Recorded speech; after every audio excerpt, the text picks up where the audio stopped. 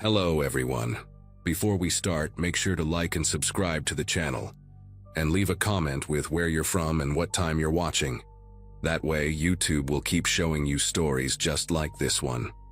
Now, let's begin.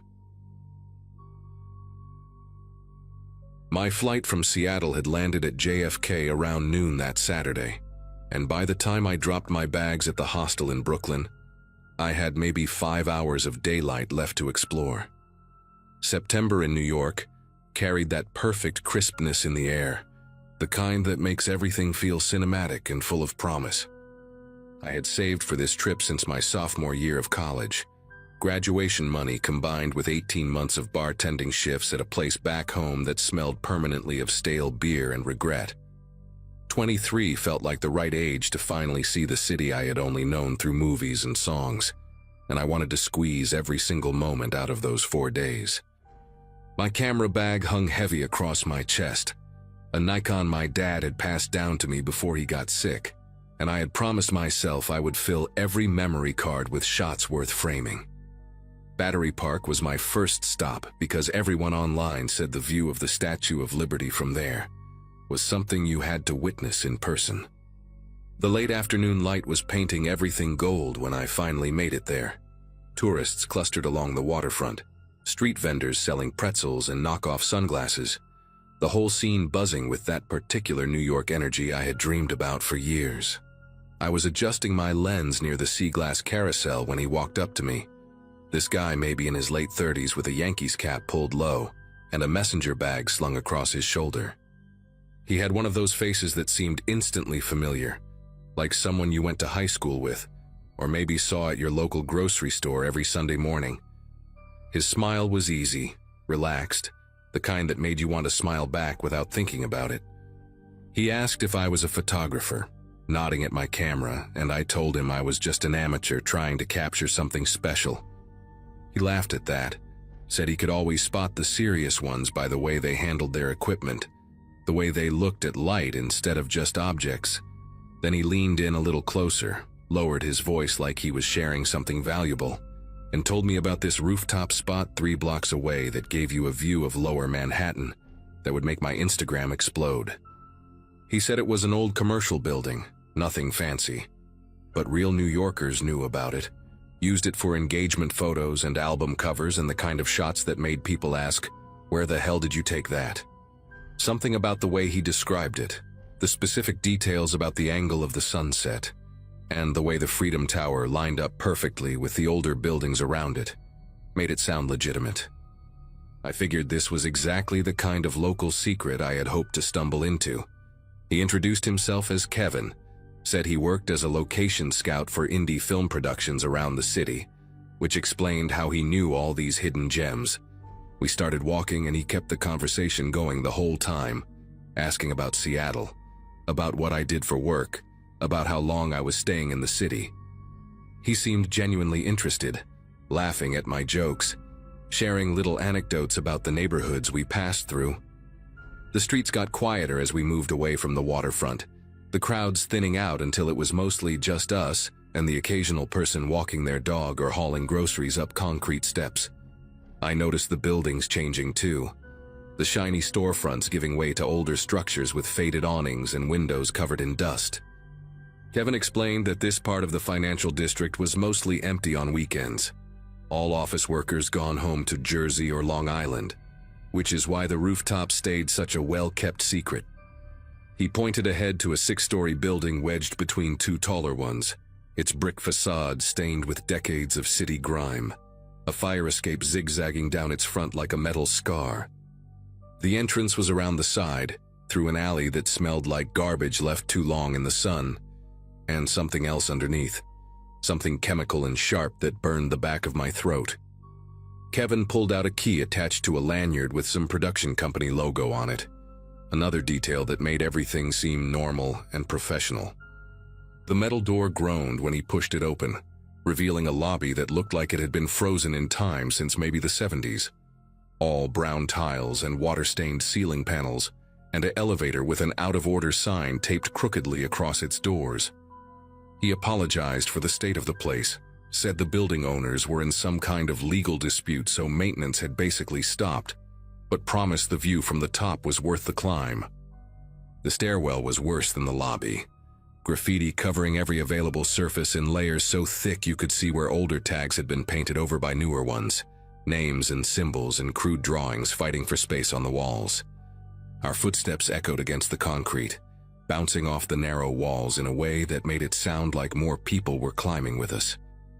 I remember thinking how strange it was that my phone had lost signal the moment we stepped inside, but Kevin was already 2 flights ahead, calling back for me to keep up, and I didn't want to seem like the paranoid tourist who couldn't handle a little urban exploration.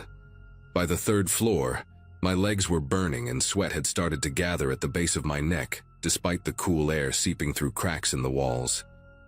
Kevin had stopped talking, his earlier chattiness replaced by a focused silence that I told myself was just concentration on the climb.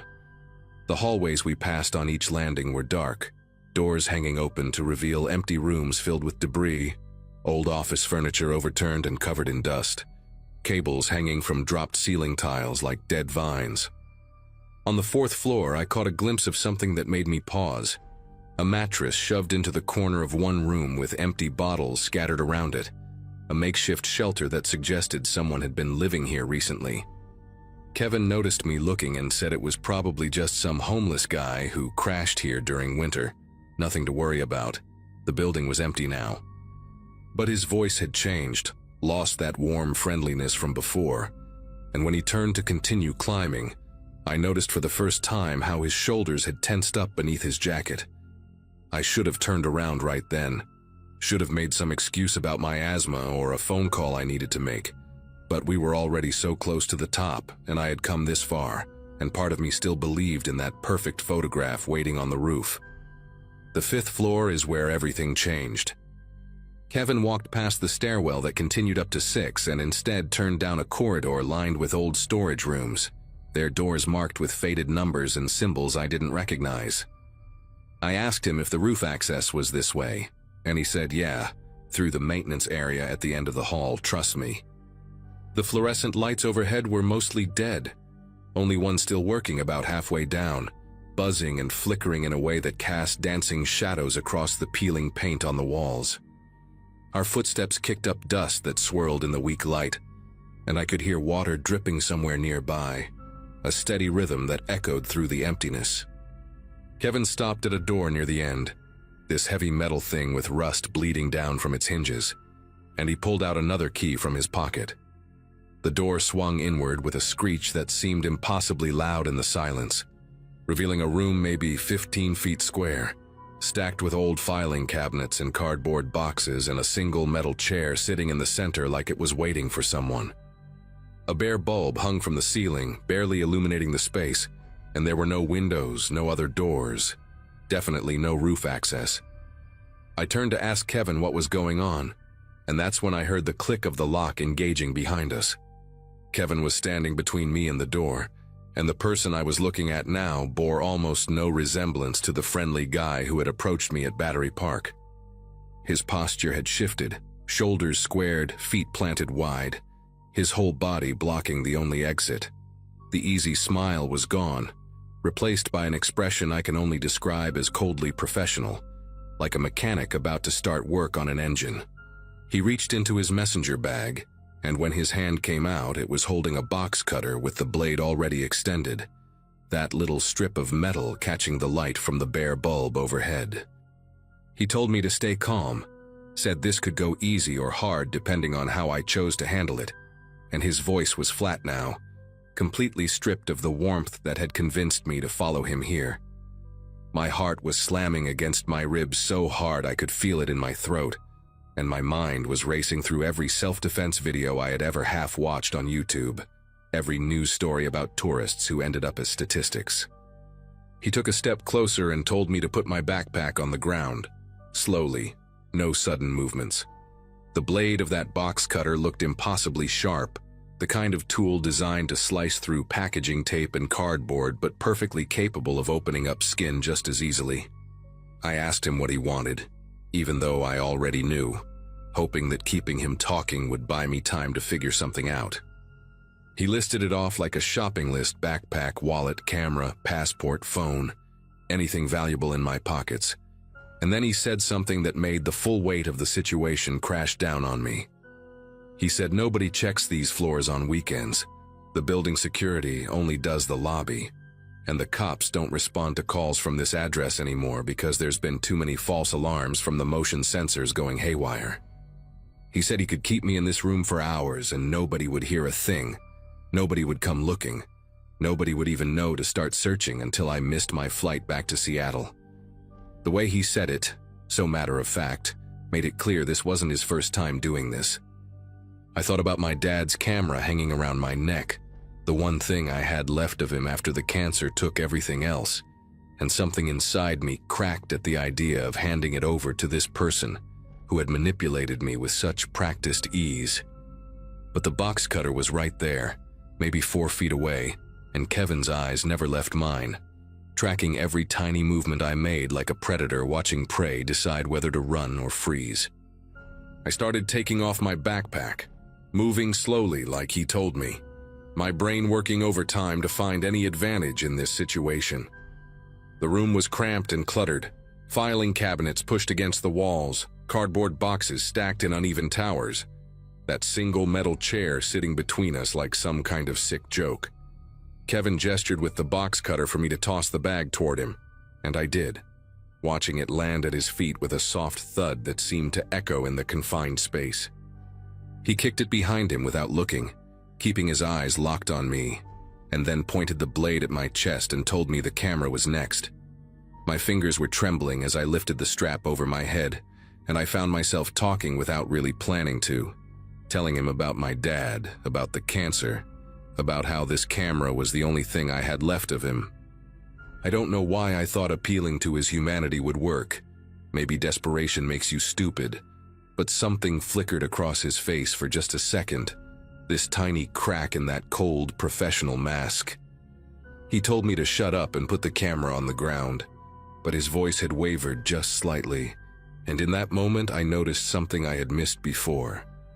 There was a fire extinguisher mounted on the wall behind one of the filing cabinets, half hidden by a stack of boxes, its red metal casing faded but the safety pin still visible in the handle. I lowered myself slowly, like I was about to set down the camera, and I kept talking, kept pushing on that crack I had seen in his composure. I told him my dad used to take me to Mariners games with this camera, taught me how to shoot in manual mode in our backyard, spent his last good summer driving me around the Pacific Northwest, looking for the perfect sunset.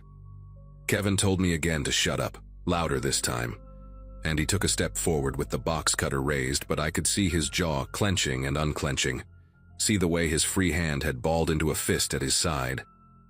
That was when I moved, not toward the door because he was blocking it, but sideways toward that filing cabinet, my shoulder slamming into the stack of boxes and sending them tumbling across the floor.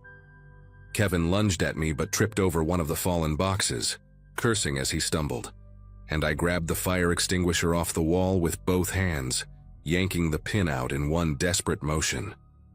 The foam erupted in his face before he could recover, a thick white blast that covered his eyes and mouth and sent him reeling backward, clawing at his skin and gasping for air. The box cutter clattered to the ground somewhere in the chaos, and I didn't wait to see where it landed. I dropped the extinguisher and grabbed my backpack from the floor, slinging it over one shoulder as I fumbled with the lock on the door. My fingers felt thick and useless, slipping on the metal mechanism while behind me Kevin was coughing and spitting and making sounds that didn't even seem human. The lock finally gave way, and I threw myself into the hallway, my sneakers sliding on the dusty floor as I sprinted toward the stairwell. I could hear him coming after me, his footsteps heavy and uneven, still choking on the foam but moving faster than I expected. I took the stairs 3 at a time, my hand burning against the metal railing as I swung myself around each landing, not daring to look back. 4th floor, 3rd floor, 2nd floor, my lungs screaming for air and my legs threatening to give out beneath me. When I hit the lobby, I shoulder-checked the front door so hard the glass panel cracked, but it swung open and suddenly I was outside in the alley, the late afternoon sun blinding after the darkness of that building. I ran without direction, just moving weaving between dumpsters and parked cars until I burst out onto a street full of people and traffic, and normal life continuing like nothing had happened. A woman walking her dog actually screamed when she saw me, and I caught a glimpse of myself in a storefront window, my face pale and streaked with sweat. White foam from the extinguisher splattered across my shirt, my eyes wild with something that looked a lot like madness. I found a police officer 2 blocks later, standing outside a deli with a coffee in his hand, and I must have sounded completely insane trying to explain what had just happened. But he called it in, and within 20 minutes there were 4 more cops, and I was sitting in the back of a patrol car with a blanket around my shoulders, even though I wasn't cold. They searched the building, but Kevin was gone, slipped out through some back exit or fire escape, vanished into the city like he had never existed. My camera was still around my neck, my passport still in my backpack, everything I had nearly lost still with me. The cops told me I was lucky, said they had seen this scam before. Tourists lured into abandoned buildings and robbed at knife point, sometimes worse. They said most victims just handed everything over because fighting back usually ended badly, and I should consider myself fortunate that my stupid, desperate move with the fire extinguisher had actually worked. I spent the rest of my trip in a daze, jumping at every stranger who made eye contact, unable to shake the memory of Kevin's flat voice telling me nobody would hear, nobody would come. I still have my dad's camera, still use it almost every day, but I have never gone back to New York. Some cities just hold too many ghosts, even the ones that are still breathing.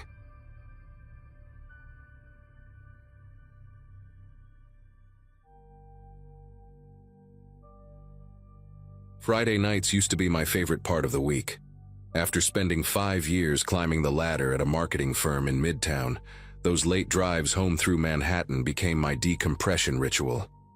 My name is Corinne, and in November of 2022, a few weeks before my class reunion from graduating high school in 2005, I experienced something that rewired the way I move through this city forever.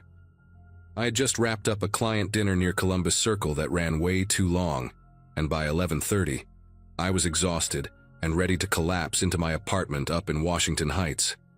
The drive should have taken 20 minutes, maybe less with the streets clearing out. I remember the air that night being sharp and cold, the kind that makes your breath visible the second you step outside. My Subaru Outback had been running rough all week, making this rattling sound from somewhere under the hood, and I kept telling myself I would take it to the mechanic that weekend. I took my usual route north through Harlem, cruising up Adam Clayton Powell Jr. Boulevard, where the storefronts were already dark and the sidewalks mostly empty.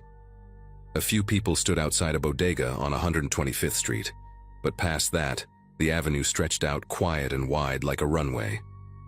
I had my windows up, heat blasting, some podcast playing low about true crime investigations, ironic considering what was about to happen. There was this particular intersection around 145th Street that I always dreaded, because the light took forever to change, and you could sit there for what felt like 2 full minutes, with absolutely nothing moving around you. That night, I pulled up to that exact red light at 11:47. I know the time because I glanced at the dashboard clock, wondering how much longer until I could finally be home. A delivery truck was parked on the right side of the street, one of those white box trucks with no company logo just sitting there with its hazard lights off. I did not think anything of it.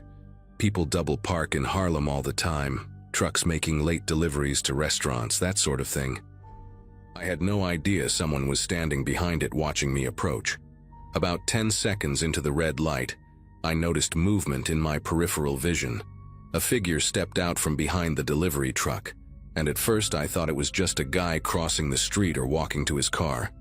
He was wearing a dark hoodie pulled tight around his face, baggy jeans and white sneakers that seemed too bright for the rest of him. What caught my attention was his pace. He was not walking with any kind of purpose or direction. He moved slow, almost lazy, like he was searching for something on the ground. His head was down, scanning the asphalt near the curb, and he drifted closer to my lane with each step. I told myself he probably dropped his phone or his keys, maybe looking for something he lost earlier. But there was this wrongness to the whole scene that I could not shake. This instinct screaming at me from somewhere deep in my chest. My foot hovered over the gas pedal even though the light was still solid red. I watched him through my side mirror, then turned my head slightly to track his movement. He was maybe 15 feet from my car now, still pretending to look for whatever imaginary thing he had supposedly lost. Then he looked up.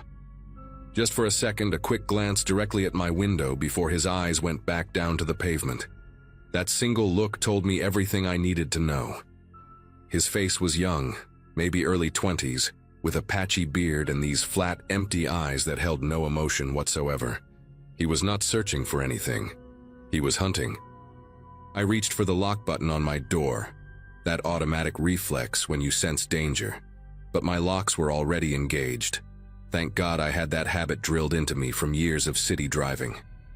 The man kept drifting closer in that same shuffling, aimless way, but now I could see his trajectory was calculated. He was positioning himself between my car and the delivery truck, shielding his body from any cars that might pass on the opposite side of the boulevard. My heart started pounding so hard I could hear it over the podcast still mumbling through my speakers. The light stayed red. I checked my mirrors frantically, hoping to see another car pulling up behind me, a police cruiser, anyone. The street was completely deserted. He reached my car in what felt like slow motion, though it could not have been more than 5 or 6 seconds. The man stopped right next to my driver's side door and crouched down, bringing his face level with my window. Up close, I could see details I wished I had never noticed. A small scar cutting through his left eyebrow, chapped lips, and a silver chain peeking out from under his hoodie. He looked at me the way someone looks at an object, not a person, just assessing value and calculating risk. His breath fogged up a small circle on my window glass. I gripped my steering wheel so tight my knuckles went white, my whole body rigid like I had been plugged into an electrical socket. He did not say anything at first. He just stared, letting the silence do its work, letting me understand exactly how vulnerable I was in that moment. Then his right hand moved to the bottom of his hoodie, and he lifted the fabric just a few inches, enough for me to see the black grip of a handgun tucked into his waistband. The metal caught a sliver of light from the street lamp above. My throat closed up completely. I could not have screamed if I wanted to. He tapped the barrel of the gun against my window. 2 soft knocks that somehow sounded louder than anything I had ever heard. His other hand reached for my door handle and pulled. The mechanism clicked but held firm, and I watched his jaw tighten with irritation. He tapped the glass again, harder this time, and made a gesture with his chin toward the lock button. Unlock it. That was what he wanted. His eyes never left mine, and in them I saw nothing. No anger, no excitement, no hesitation. Just blank determination, like this was his job and I was just another task to complete. I thought about my phone sitting in my purse on the passenger seat, completely useless. I thought about my parents in Connecticut who had begged me for years to move somewhere safer. I thought about every news story I'd ever read about women found in abandoned lots, about bodies discovered in the trunk of their own cars.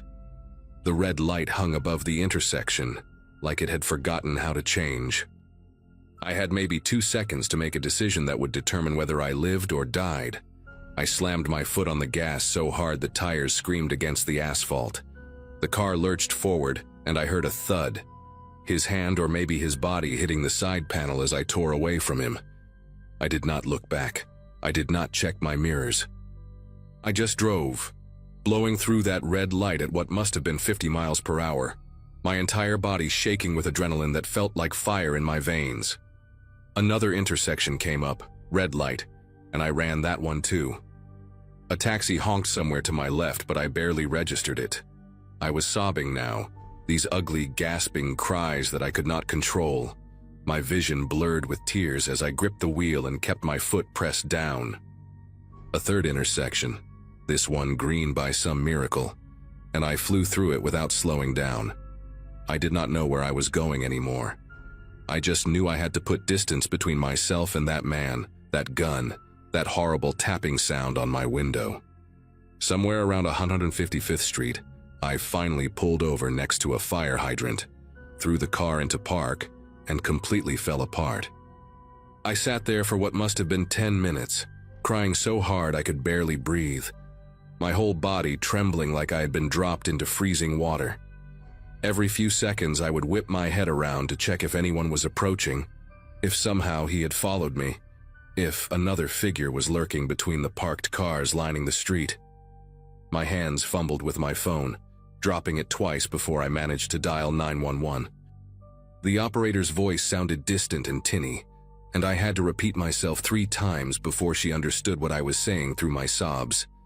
She told me to stay in my vehicle with the doors locked, that officers were being dispatched to my location. I remember staring at a crack in my windshield, a tiny chip I had been meaning to fix for months, and focusing on it like it was the only real thing in the world. The minutes stretched out impossibly long. I kept seeing his face in my mind, those flat, dead eyes, the way he had looked at me like I was already gone. When the red and blue lights finally appeared in my rearview mirror, I started crying all over again. This time from relief so intense it felt like my chest might crack open. 2 officers approached my car, a woman named Ortega and her partner, a tall guy with a shaved head whose name I never caught. Officer Ortega had me step out of the vehicle and sit in the back of their cruiser while I gave my statement.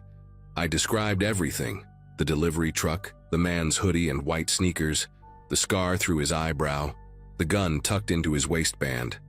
My voice kept breaking, and I had to stop several times to collect myself. But Ortega was patient, nodding along and taking notes on a small pad. When I finished, she exchanged a look with her partner that made my stomach turn. It was the kind of look that said they had heard this story before, that what happened to me was not random or unusual. She asked me to describe the intersection again, the timing, how long I had been sitting at the light before he appeared. Then she leaned forward and told me something that made the whole nightmare even worse. This was a known method, she said. Organized. Groups of men working those wide, quiet avenues in Upper Manhattan, specifically targeting women alone in their cars at red lights late at night. She explained how it worked, and every word landed like a punch to my gut. They wait behind parked vehicles, delivery trucks, vans, anything large enough to provide cover, and watch for cars driven by single female occupants. They approach slowly, pretending to search for something on the ground so they do not attract attention. Once they reach the car, they crouch to avoid being seen by passing traffic and flash the weapon through the window. Most victims unlock the door out of pure terror, and then they are forced to drive to abandoned lots in the Bronx or out near the waterfront in Queens. What happens next depends on the crew, Ortega said. But robbery is just the beginning. Some victims have been held for hours, driven to multiple ATMs to drain their accounts. Others have been assaulted. Few have never been found at all. The officers told me I did exactly the right thing by running that light. That hesitation in those situations almost always ends badly. Her partner added that most people freeze, that the gun is usually enough to override every survival instinct screaming at them to run. I thought about how close I had come to unlocking that door, how my finger had actually twitched toward the button before something deeper took over. A few millimeters of movement and I might have become another statistic, another missing person flyer stapled to a telephone pole. The officers drove me home that night because I was in no condition to get behind the wheel again. My car sat on that street until the next morning when my friend Denise came with me to pick it up in the daylight. There was a small dent on the driver's side panel, right below the mirror, proof that I had actually hit him when I sped away, that the whole thing was not some elaborate nightmare my exhausted brain had invented. I filed a full report at the precinct the following day, sat with a sketch artist, did everything they asked me to do. But Ortega was honest with me from the start. Without surveillance footage or witnesses, the chances of catching him were slim. These men knew where the cameras were, knew which blocks had broken streetlights, knew exactly how to disappear back into the city the moment their target escaped. She said they would add my description to the file and increase patrols in that area, but I could tell from her tone that she had made this same promise to dozens of women before me. I never heard back about the case. I assume it sits in a drawer somewhere, unsolved, gathering dust alongside all the others. It has been 2 years since that night, and I have not driven through Harlem after dark a single time. I sold my apartment in Washington Heights and moved to a place in Brooklyn, closer to my office, closer to streets that stay crowded even at midnight. I take the subway now when I work late, or I call a car service and sit in the back where someone else has to worry about the red lights. My therapist says I've made real progress, that the nightmares have decreased, and my hypervigilance is getting better, but some things do not heal all the way.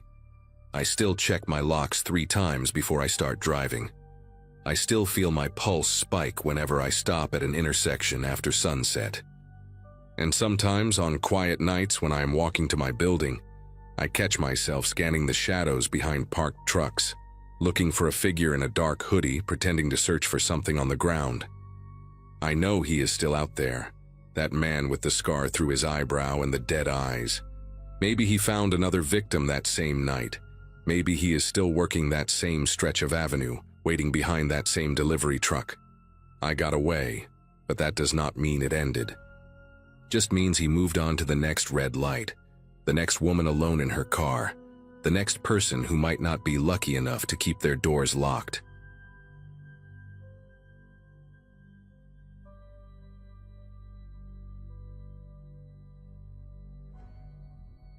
"11 years out of college and I was still pulling late shifts at a publishing house in Manhattan, proofreading manuscripts that nobody would probably ever read. My mom liked to remind me during our Sunday calls that her friend's son, same graduation year as me, had already made partner at some law firm in Boston.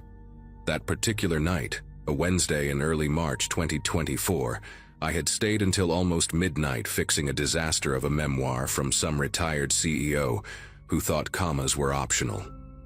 The office had emptied out hours ago, and the cleaning crew was already vacuuming the hallways when I finally grabbed my bag and headed for the subway.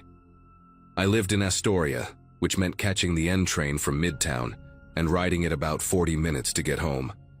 Usually I would scroll through my phone or read something on my Kindle, but that night I remember feeling completely drained, the kind of tired where your eyes burn and your thoughts move through mud. The platform at 49th Street was almost deserted when I got there. Just a couple of drunk guys in suits laughing too loud near the stairs, and an old woman clutching a grocery bag like someone might snatch it. When the train finally rolled in around 12:15, I walked toward the middle cars out of habit, looking through the windows for a seat where I could stretch out. Most of the cars had at least a few passengers scattered around, someone sleeping across 3 seats, a guy with headphones nodding to music, a woman typing furiously on a laptop. But the second-to-last car caught my attention because it was nearly empty.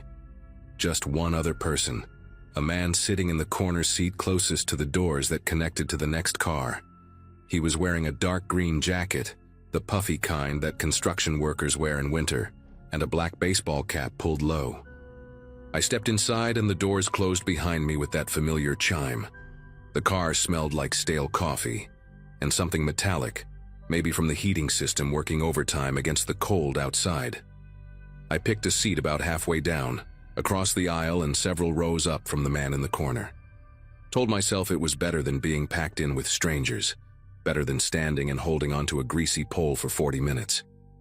I pulled out my phone and opened some article I had saved earlier, something about a documentary I wanted to watch. The train lurched forward and began its crawl through the tunnel, and I settled into that familiar rhythm of the tracks beneath us, the slight sway of the car, the fluorescent lights buzzing overhead. We stopped at Times Square and a couple of teenagers got on, laughing about something on one of their phones, but they walked through to the next car almost immediately.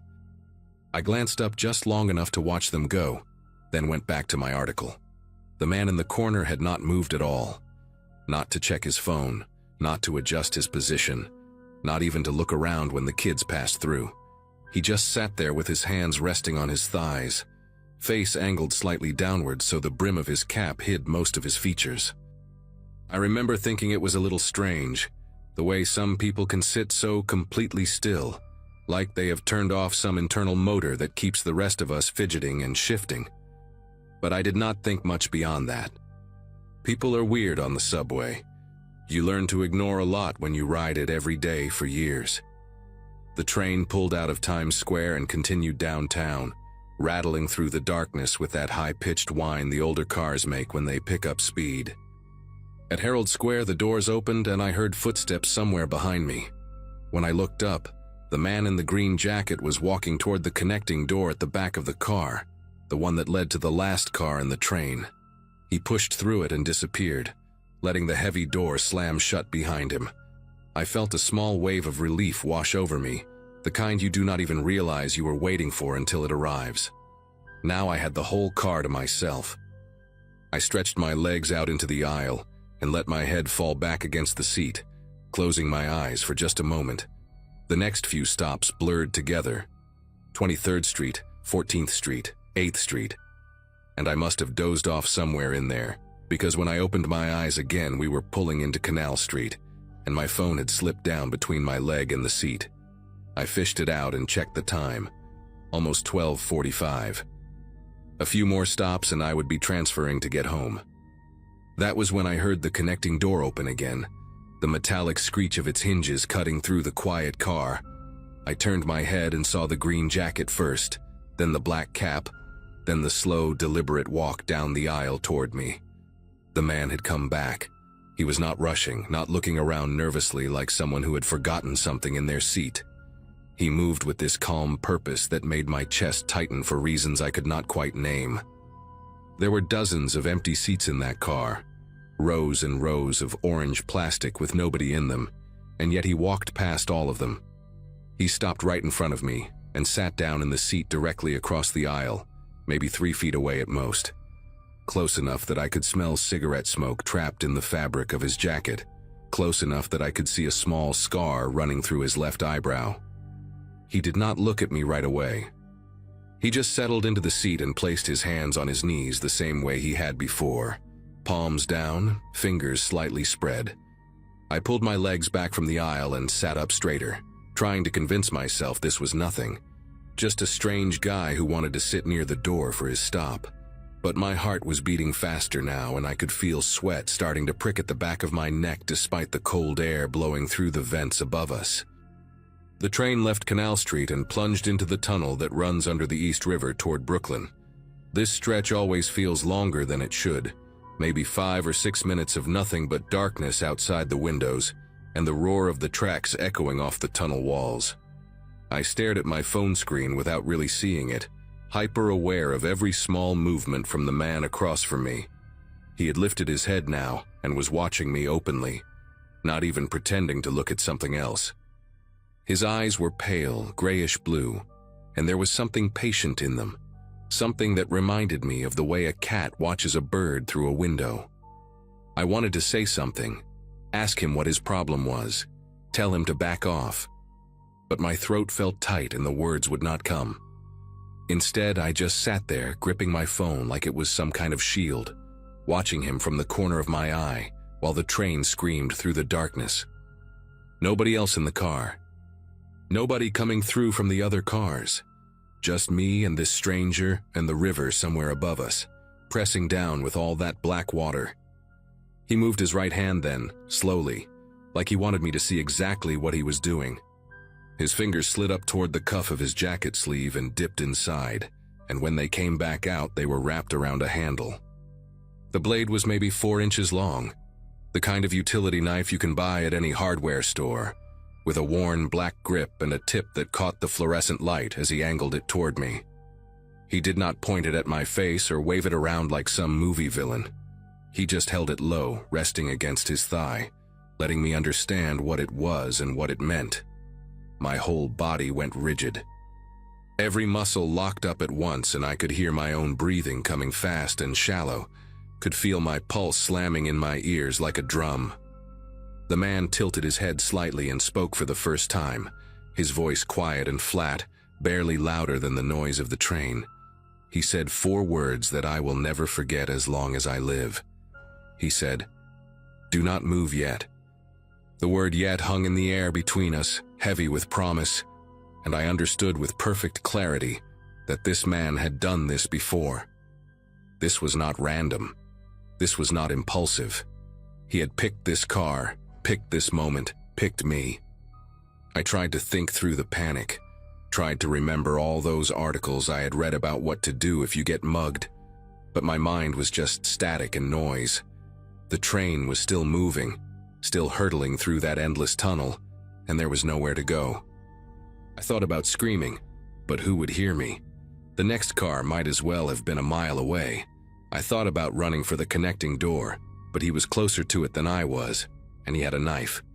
And what if he was faster? The man seemed to read my thoughts because he smiled, just a small curl at the corner of his mouth, and shook his head slightly. "Cameras in this car have been busted for weeks," he said, still in that same flat tone.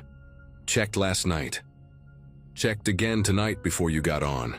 Nobody is going to see anything." He said it like he was explaining directions to a tourist, patient and matter-of-fact. I felt something cold spreading through my chest, this terrible understanding that I had walked into something planned, something methodical.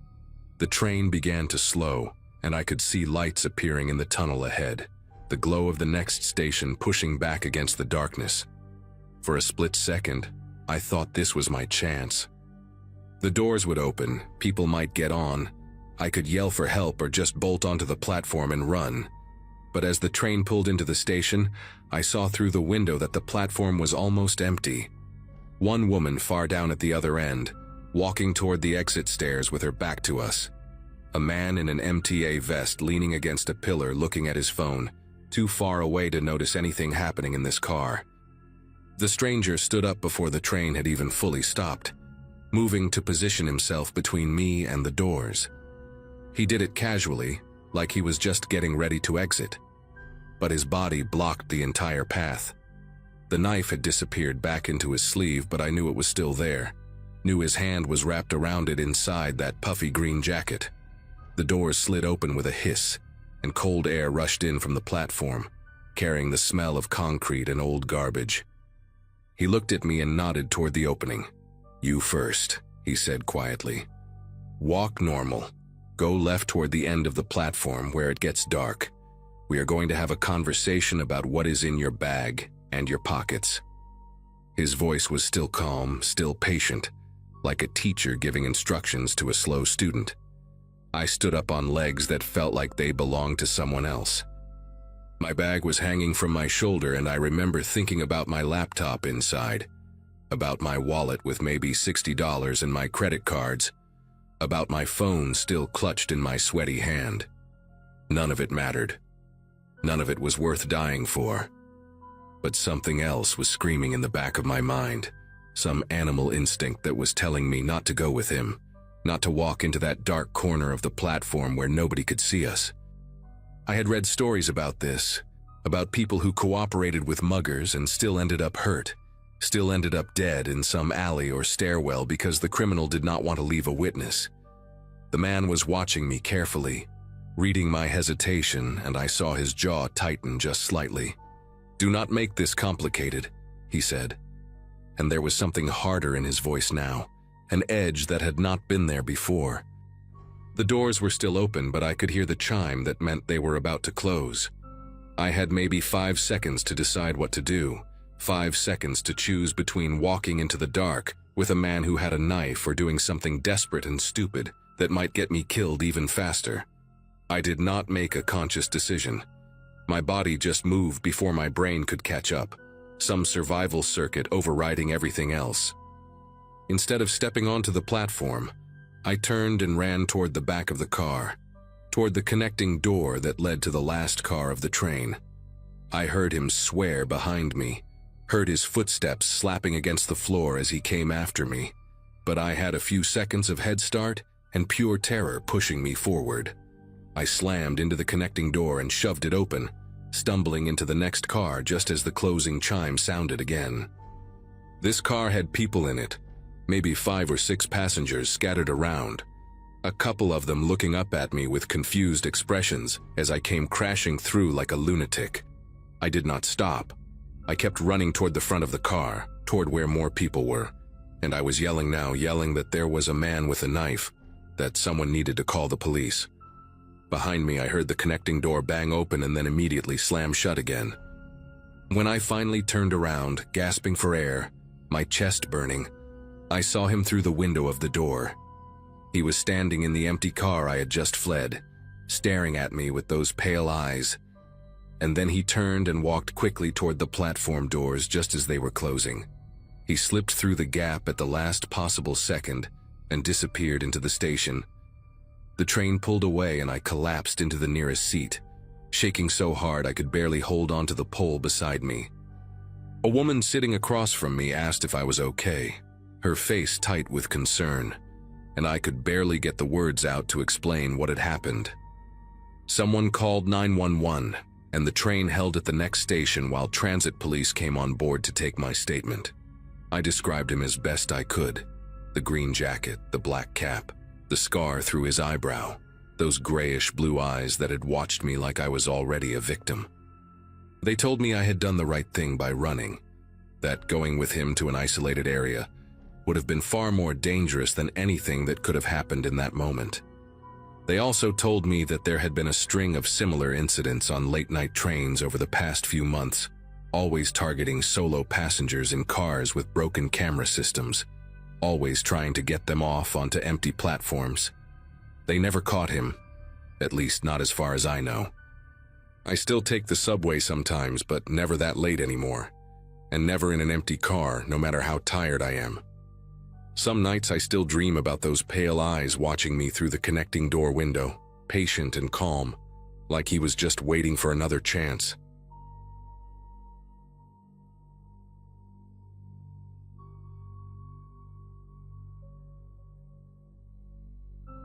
LaGuardia Airport has this strange energy late at night, like the whole building is holding its breath between the last wave of arrivals and the cleaning crews taking over.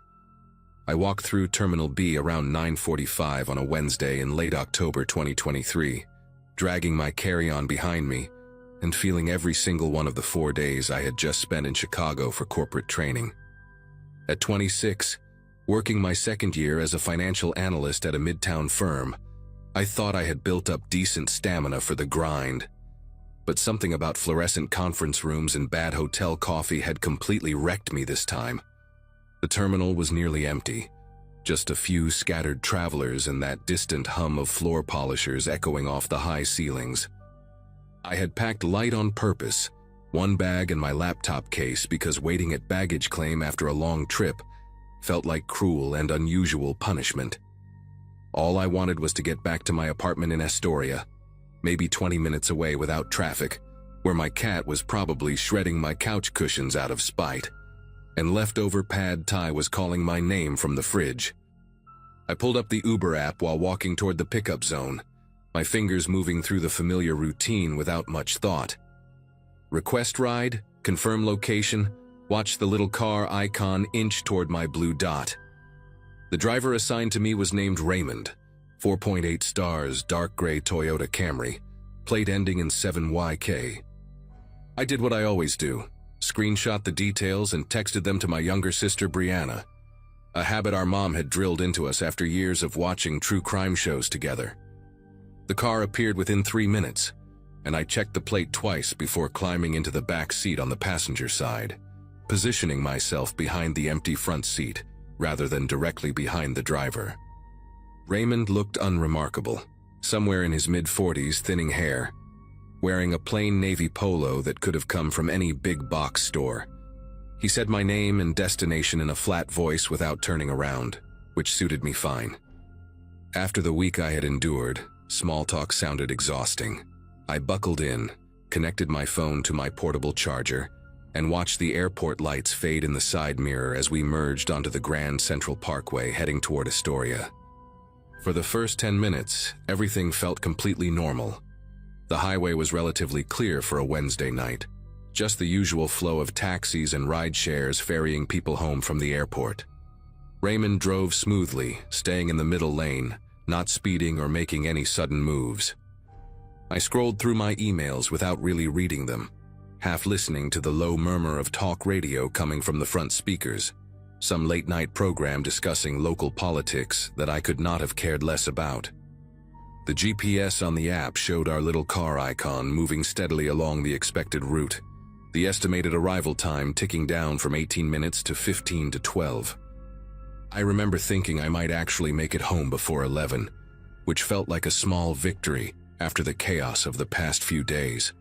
My eyelids were getting heavy, that specific kind of travel exhaustion where your body knows it is almost safe and starts shutting down prematurely. Then Raymond signaled right and began moving toward an exit I did not recognize.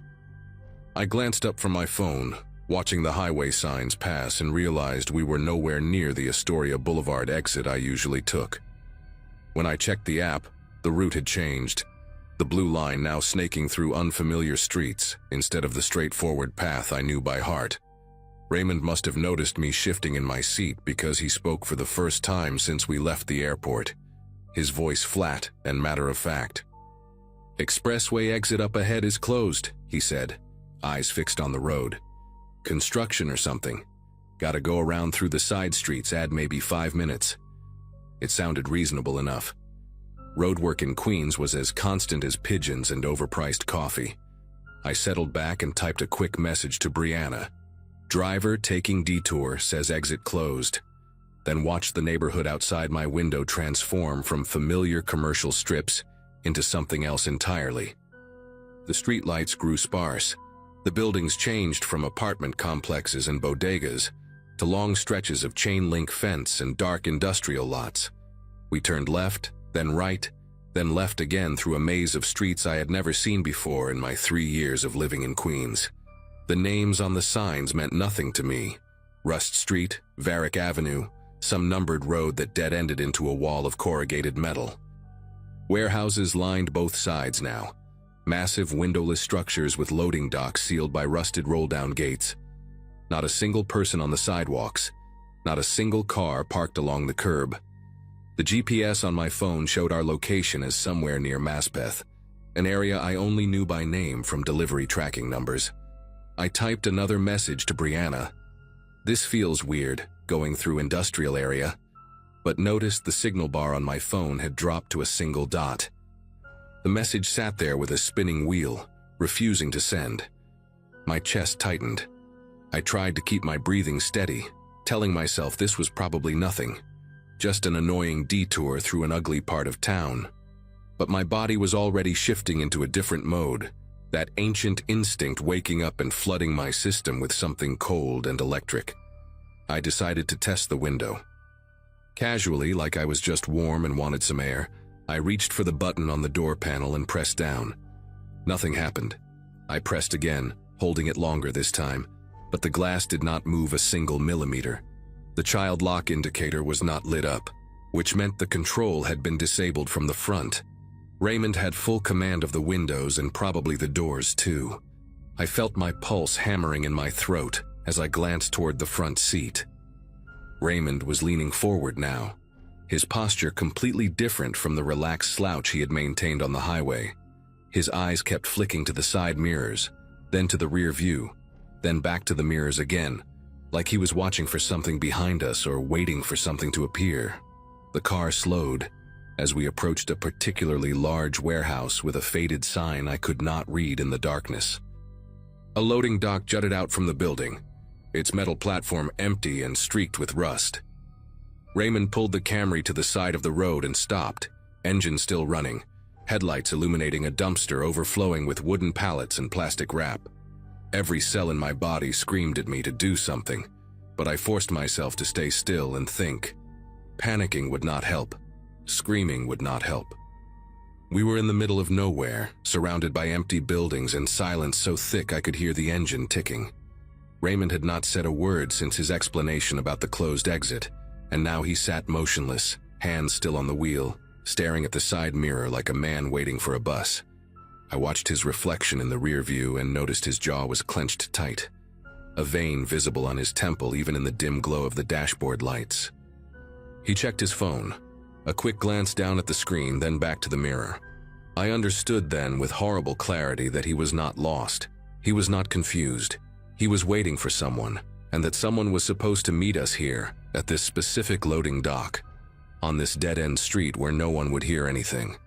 My mind raced through options. The doors were almost certainly locked. The windows would not budge. I could try to climb into the front seat and fight him, but he was bigger than me and I had no weapon. I could scream, but there was no one around to hear. Then I remembered the emergency feature in the Uber app. I had never used it before, never even tested it, but I knew it existed somewhere in the menu. A panic button that would alert authorities and share your location. Moving as slowly as I could manage, I tilted my phone screen away from any possible reflection and opened the app. My hands were trembling so badly that I almost dropped the device twice. The safety icon was in the bottom corner, a small shield symbol I had scrolled past 100 times without really seeing it. I tapped it, then tapped emergency help, then selected the option to contact 911. The app asked if I wanted to share my trip details with emergency services. I pressed yes. And then, I had not expected this, had not known the app would do this. My phone spoke out loud in a clear, robotic female voice. Emergency assistance has been contacted. Your location and trip details are being shared with local authorities. The words filled the silent car like a gunshot. Raymond's head snapped toward me, his eyes wide and white in the darkness, and for one eternal second, we just stared at each other through the gap between the front seats. Then he moved. His hand shot to the gear shift and slammed the car into drive, tires squealing against the pavement as we lurched forward. I was thrown back against the seat, my phone flying from my grip and landing somewhere on the floor near my feet. Raymond was muttering something under his breath, the same phrase over and over, but I could not make out the words over the roar of the engine and my own heartbeat pounding in my ears. He took a hard left, then another, then sped down a straightaway so fast that the streetlights blurred into orange streaks outside my window. I braced myself against the door, certain we were going to crash, certain this was how it ended. But then he slammed the brakes so hard that my seatbelt locked and cut into my collarbone. We had stopped on a residential street, modest two-story houses with chain-link fences and small yards, a few porch lights glowing in the distance. Without a word, Raymond reached down to his door panel and I heard the click of the locks disengaging. He did not turn around, did not look at me, just sat there gripping the steering wheel with both hands, knuckles pale against the fake leather. I grabbed my carry-on from the seat beside me, scooped my phone off the floor, and scrambled out of that car so fast I nearly fell onto the sidewalk. The door had barely closed behind me before Raymond accelerated away, the Camry's taillights disappearing around a corner within seconds. I stood there on that empty street, shaking from head to toe, trying to remember how to breathe. The houses around me were dark except for a few scattered windows. I had no idea where I was. Somewhere in Queens, obviously, but the street signs meant nothing to me. My phone showed 2 bars of signal now, and the Uber app displayed a message saying my trip had been canceled by the driver. I called 911 immediately, my voice cracking as I tried to explain what had just happened. The dispatcher asked for my location, and I had to walk to the nearest intersection to read the cross streets. 63rd Drive and Alderton Street. Somewhere in a neighborhood I later learned was called Rego Park. She told me to stay on the line, stay in a lit area, and that officers were being dispatched to my location. A patrol car arrived within 8 minutes, and I have never been so relieved to see flashing lights in my life. 2 officers, a woman named Hargrove and her partner, whose name I cannot remember, listened to my story while I sat in the back of their cruiser with a blanket someone had given me. I showed them the screenshots I had sent Brianna. Raymond's name, his photo, the plate number, the car model. Officer Hargrove's expression changed when I mentioned the warehouse area near Maspeth, her eyes meeting her partner's in a way that made my stomach clench. She asked me to describe the exact route as best I could remember, the street names I had seen, the specific loading dock where we had stopped. I told her everything, including the detail about Raymond checking his mirrors like he was waiting for someone. She nodded slowly, wrote something in her notebook, and then said something that made the hair on my arms stand up. "You're not the first person to report something like this." She explained that, over the past 3 months, at least 4 other women had filed complaints about rideshare drivers taking unexpected detours through that same industrial corridor near Maspeth. All of them had been picked up from LaGuardia or JFK late at night. All of them described being taken through a maze of empty warehouse streets. All of them reported that the drivers had disabled the window controls. The difference, Hargrove told me, was that I was the only one who had triggered the emergency alert. The other women had either talked their way out, pretended to be on the phone with someone, or simply gotten lucky when the driver changed his mind for reasons they never understood. One woman had been dropped off miles from her destination and told to find another ride. Another had noticed a second car following them before the driver suddenly returned to the main road. The police were investigating whether these incidents were connected, whether there was a coordinated operation using the rideshare platform to identify and isolate potential victims. They could not tell me more than that, could not say what exactly was supposed to happen at that loading dock, but the implication was clear enough. I gave a formal statement at the precinct that night, signed papers, answered the same questions from 3 different detectives. Brianna picked me up around 2 in the morning and drove me back to my apartment, where I deadbolted every lock and pushed my couch against the front door before I could even think about sleeping. In the weeks that followed, I learned that Raymond's Uber account had been deactivated and his profile removed from the platform, but the police never told me if they actually found him. I still take rideshares sometimes. I live in New York, it is nearly impossible not to. But I always sit in the back left seat now. I always keep my finger hovering near that emergency button. And I never, ever let my guard down when the route starts looking unfamiliar. Some nights I still dream about that loading dock, about the sound of Raymond's breathing in the silent car, about what might have been waiting for us in the darkness if my phone had not spoken up when it did.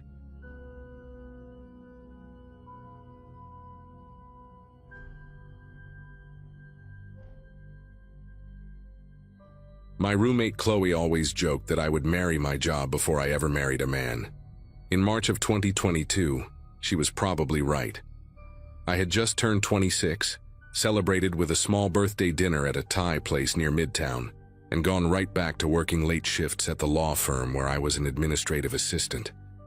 The partners there had a habit of staying until 9 or 10 at night, which meant I stayed too, organizing files, preparing documents, doing whatever needed to be done before trial dates. That particular Monday, I did not leave the office until almost 11. The E-train to Jamaica Center was my usual route home, a commute I had made so many times I could probably do it with my eyes closed. I lived in a small apartment about 15 minutes on foot from the station, in a neighborhood that was quiet, but never felt dangerous. Queens had been my home since graduating college, and I thought I knew its rhythms, its patterns, the way it breathed at different hours of the night. The train car was nearly empty when we pulled into Jamaica Center just after midnight. I checked my phone, 12:07, a text from Chloe asking if I wanted leftover pasta, and stood up as the doors slid open. The platform had that hollow quality that subway stations get when the crowds disappear. All fluorescent lights and echoing tile and the distant hum of ventilation systems. I walked toward the staircase at the far end, the only exit on that side of the platform. The escalator next to it had been out of service for what seemed like forever, a faded sign taped across the bottom step that nobody bothered to replace. So it was the stairs, a long climb up toward Archer Avenue, toward fresh air and the street and the walk home I had done hundreds of times before. I put one foot on the first step, my bag over my shoulder, my keys already in my hand the way my mother taught me when I first moved to the city. I was maybe 10 steps up when I noticed him, a man standing at the top of the staircase, silhouetted against the streetlights above. He was looking down at his phone, or at least that is what it seemed like at first glance. He wore a dark hoodie, jeans, white sneakers that caught the light. I did not think much of it. People wait at the top of subway stairs all the time, checking directions, texting someone, killing a few seconds before heading down to catch a train. But something about the way he stood made me slow my pace just slightly. He was not moving, not scrolling, just holding the phone in front of his face like a prop, like something to do with his hands. I told myself I was being paranoid, that working late and being tired was making me see threats where there were none. I kept climbing, but I noticed my grip tighten around my keys, the metal edges pressing into my palm. When I slowed down, he slowed down too. That was the moment my brain started sending signals that my body had already received. He shifted his weight from one foot to the other, adjusted his position just enough to stay centered at the top of the stairs. I stopped completely for a second, pretending to check my own phone, and I watched him through my peripheral vision. He did not descend, he did not leave. He just stood there, angling his shoulders in a way that would make it difficult to pass him on either side. The staircase was wide enough for maybe 3 people across, but he had positioned himself right in the middle, blocking the path to the street. My heart started beating faster, a dull thud in my ears that mixed with the silence of the empty station below me. I thought about turning around, going back down to the platform, but when I glanced behind me, I saw why that was no longer an option. Another man was climbing the stairs behind me. He had not been on the platform when I started walking. I would have noticed, I would have heard his footsteps. He must have come from somewhere else, maybe through a service door or from the other end of the station, timing his approach to meet me halfway up the staircase. He was bigger than the one at the top, broader in the shoulders, wearing a baseball cap pulled low over his forehead. He was not pretending to be casual. He was moving with purpose, taking the steps 2 at a time, closing the distance between us faster than I could process what was happening. The space between him and me shrank from 20 feet to 15 to 10. I could hear his breathing now, heavy and deliberate, and I realized with a sickening clarity that I was trapped. Above me, a man blocking the exit. Below me, another one coming up fast. And somewhere beyond the top of those stairs, I heard the low rumble of a car engine idling. I did what any person does when their brain finally catches up to danger. I calculated my odds in a split second. If I ran back down, the man behind me would grab me before I reached the platform. If I tried to push past the man at the top, he would have the advantage of higher ground, and there was no guarantee I could get around him. But I also knew that staying still was not an option. Staying still meant letting them close in from both sides, meant becoming whatever they had planned for me to become. So I made a decision that was less about courage and more about pure animal instinct. I screamed. Not a horror movie scream, not a dramatic yell. A raw, guttural sound that came from somewhere deep in my chest, loud enough to echo off the concrete walls of the stairwell. And then I ran upward, directly at the man blocking my path, holding my keys between my fingers like my mother had shown me years ago. He did not expect me to charge at him. I could see it in the way his body stiffened, the half-second of hesitation before he reached out to grab me. That hesitation was everything. I ducked low, aiming for the gap between his left side and the railing, and I swung my arm with the keys as hard as I could. I felt them connect with something. His arm, maybe his ribs, I do not know. And I heard him grunt in surprise more than pain. His hand caught the strap of my bag, yanking me backward for a moment, but I twisted my shoulder and let the bag slide off. I did not care about the bag. I did not care about my laptop inside it, my wallet, my keys that were now somewhere on the ground behind me. I cared about the street, about the lights I could see just beyond the top of the stairs, about the fact that if I could just get past him, I might have a chance. I broke through. My foot hit the sidewalk and I stumbled forward, nearly falling, catching myself on a parking meter that materialized out of nowhere in front of me. The cold metal against my palms felt like the most real thing I had ever touched.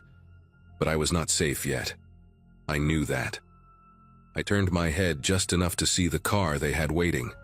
A dark sedan, maybe a Nissan or a Toyota, parked right at the curb with its engine running and the back door hanging open like a mouth. The man from the top of the stairs was coming after me, and I could hear the footsteps of the second one reaching street level. They were not running. Not yet. They were walking fast, confident, like they had done this before and knew that panic would make me freeze. But I did not freeze. I saw the lights of a deli about 50 feet down the block, one of those 24-hour bodegas with the green awning and the lotto signs in the window, and I ran toward it like my life depended on it. Because it did. The door had one of those bells that jingle when you push it open, and I have never been so grateful for such a small, stupid sound in my entire life. I burst inside, nearly knocking over a display of chips near the entrance, and the man behind the counter looked up with wide eyes. He was older, maybe in his 60s, with gray hair and a mustache and a Mets cap that looked like it had been worn every day for a decade. I could not speak at first. My lungs were burning, my throat raw from the scream I had let out on the stairs. I just pointed toward the door, toward the street, trying to make him understand that something was wrong, that someone was coming. He did not ask questions. He came around the counter faster than I would have expected for a man his age, and he locked the front door with a deadbolt that made a heavy, satisfying click. Then he pulled out his phone and dialed 911 while I stood there shaking, watching the street through the glass. The two men did not come to the door. I saw them stop about 20 feet from the deli, standing under a broken streetlight that flickered on and off, like it could not decide whether to work. They looked at each other, then at the bodega, then back at the car that was still idling by the subway entrance. The one in the hoodie, the one who had blocked the stairs, raised his hand in a gesture I did not understand at first. It looked almost casual, like a wave, like he was saying goodbye to a friend. Then they turned and walked back toward the sedan, unhurried, unbothered, as if the whole thing had been nothing more than a minor inconvenience. The car door closed, the headlights came on, and they drove away down Archer Avenue, disappearing into the night like they had never existed at all. I watched until the taillights were gone, until the street was empty again, until the only sound was my own breathing and the hum of the refrigerator case behind me. The police arrived about 15 minutes later, 2 officers in a squad car, who took my statement while I sat on a milk crate in the back of the deli, wrapped in a jacket the owner had given me because I could not stop shivering. I told them everything. The man at the top of the stairs, the one who came up behind me, the car with the open door, the way they had coordinated the whole thing like a routine they had practiced. The officers exchanged a look that told me more than their words ever could. One of them, a woman with short blonde hair and a tired expression, asked me if I could describe the vehicle in more detail. I told her what I remembered. Dark sedan, 4 doors, maybe a Nissan Altima or something similar. She wrote it down without much hope in her eyes. Then she told me something that made the whole night feel even worse than it already did. This was not the first time. There had been other reports, other women who had been approached at that same staircase, at that same exit, late at night when the station was empty. Some of them had not been as lucky as me. The deli owner, his name was George, I learned later, let me use his phone to call Chloe, who came to pick me up in her beat-up Subaru with tears in her eyes and a baseball bat in the back seat. She did not say much on the drive home, just held my hand at every red light and told me I was safe now. But I did not feel safe. I did not feel safe for a long time after that. I stopped taking the E-train after midnight. I stopped working late shifts. I moved to a different neighborhood 6 months later, somewhere in Brooklyn where the subway stations have multiple exits and there are always people around, even at 2 in the morning. I never got my bag back. My laptop, my wallet, my keys, all gone. I changed my locks, canceled my cards, filed the reports. But none of that erased the memory of standing on those stairs, trapped between 2 strangers who had picked me like I was nothing more than an opportunity. The police never caught them, as far as I know. The reports kept coming for a while, then stopped. Maybe they moved on to another station, another staircase, another city. I do not know. What I do know is that I think about that night every single time I climb a set of stairs in this city. Every single time I check behind me.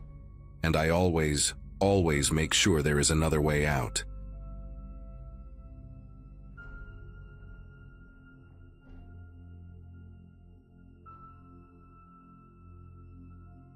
Anyone who lives in New York long enough develops a false sense of ownership over certain places.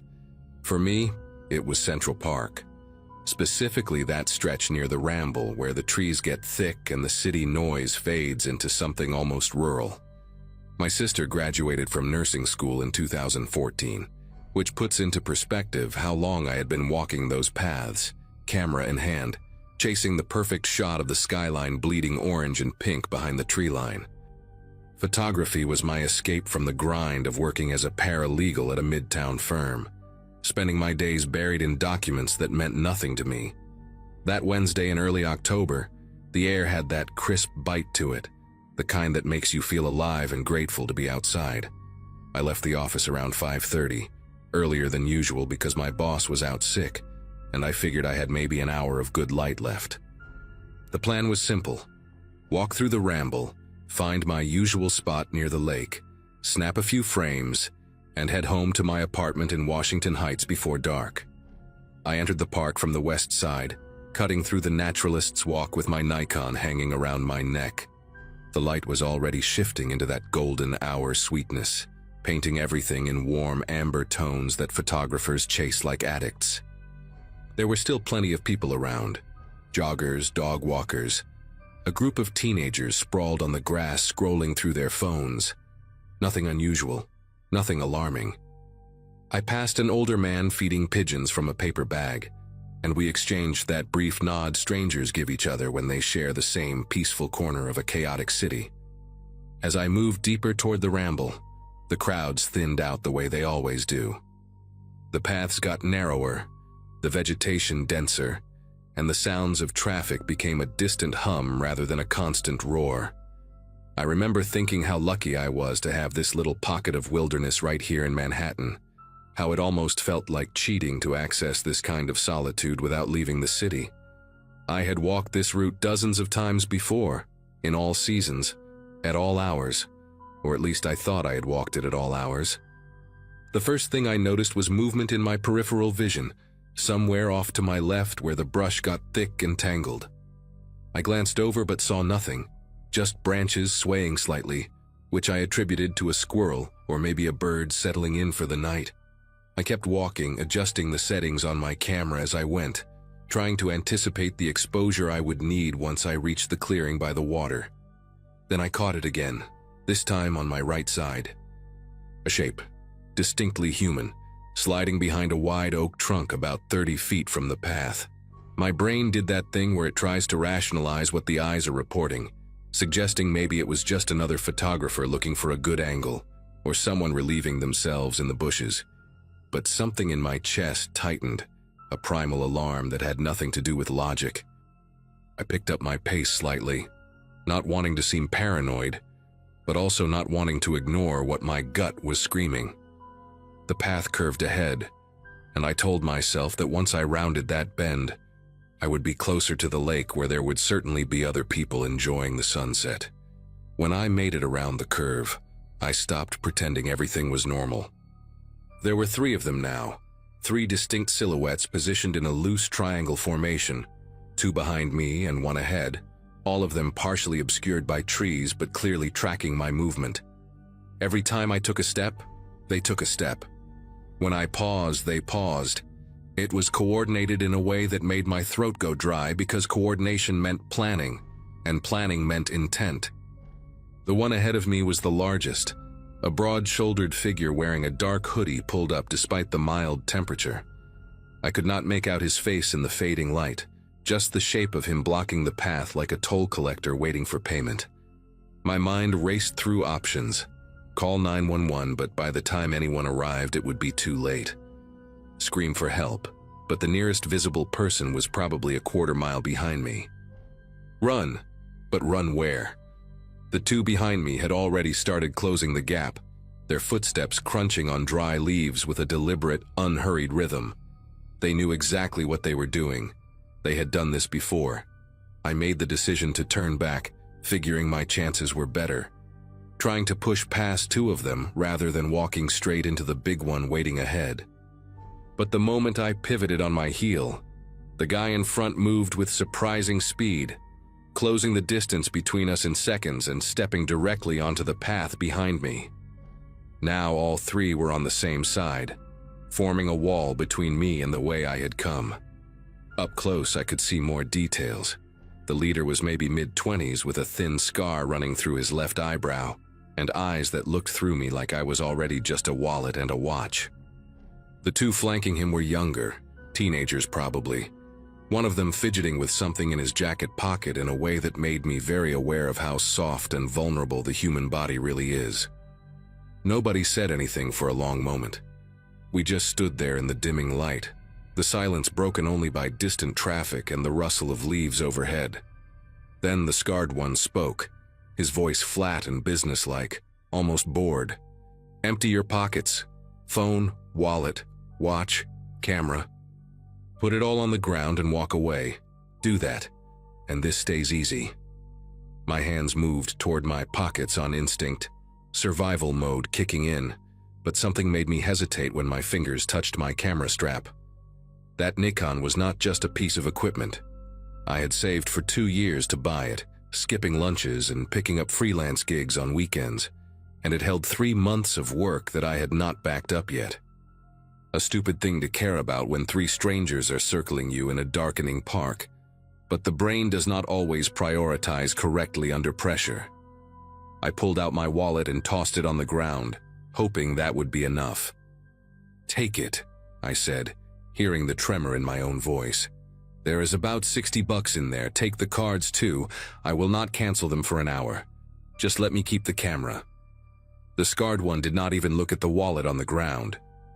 He kept his eyes locked on mine, and I watched his expression shift from boredom to something harder, something that enjoyed being challenged. "That was not a negotiation," he said. One of the younger ones moved behind me, and before I could react, I felt a hard shove between my shoulder blades that sent me stumbling forward onto my knees, gravel biting into my palms as I caught myself. The camera swung forward and hit the ground with a sickening crack, and I heard one of them laugh, a short, ugly sound that had no humor in it. Before I could get up, hands grabbed the back of my jacket collar and started dragging me off the path, toward the denser tree line where the shadows had already pooled into something close to night. My heels scraped against the dirt as I tried to find traction, tried to plant my feet and resist. But whoever had me was strong and determined. "No one walks back here after sundown," the scarred one said from somewhere behind me, his voice carrying that same flat tone like he was reciting a fact rather than making a threat. "You should have known that." I understood then what was happening. They were not just robbing me, they were relocating me to somewhere more private, somewhere the transaction could take longer, somewhere screaming would not matter.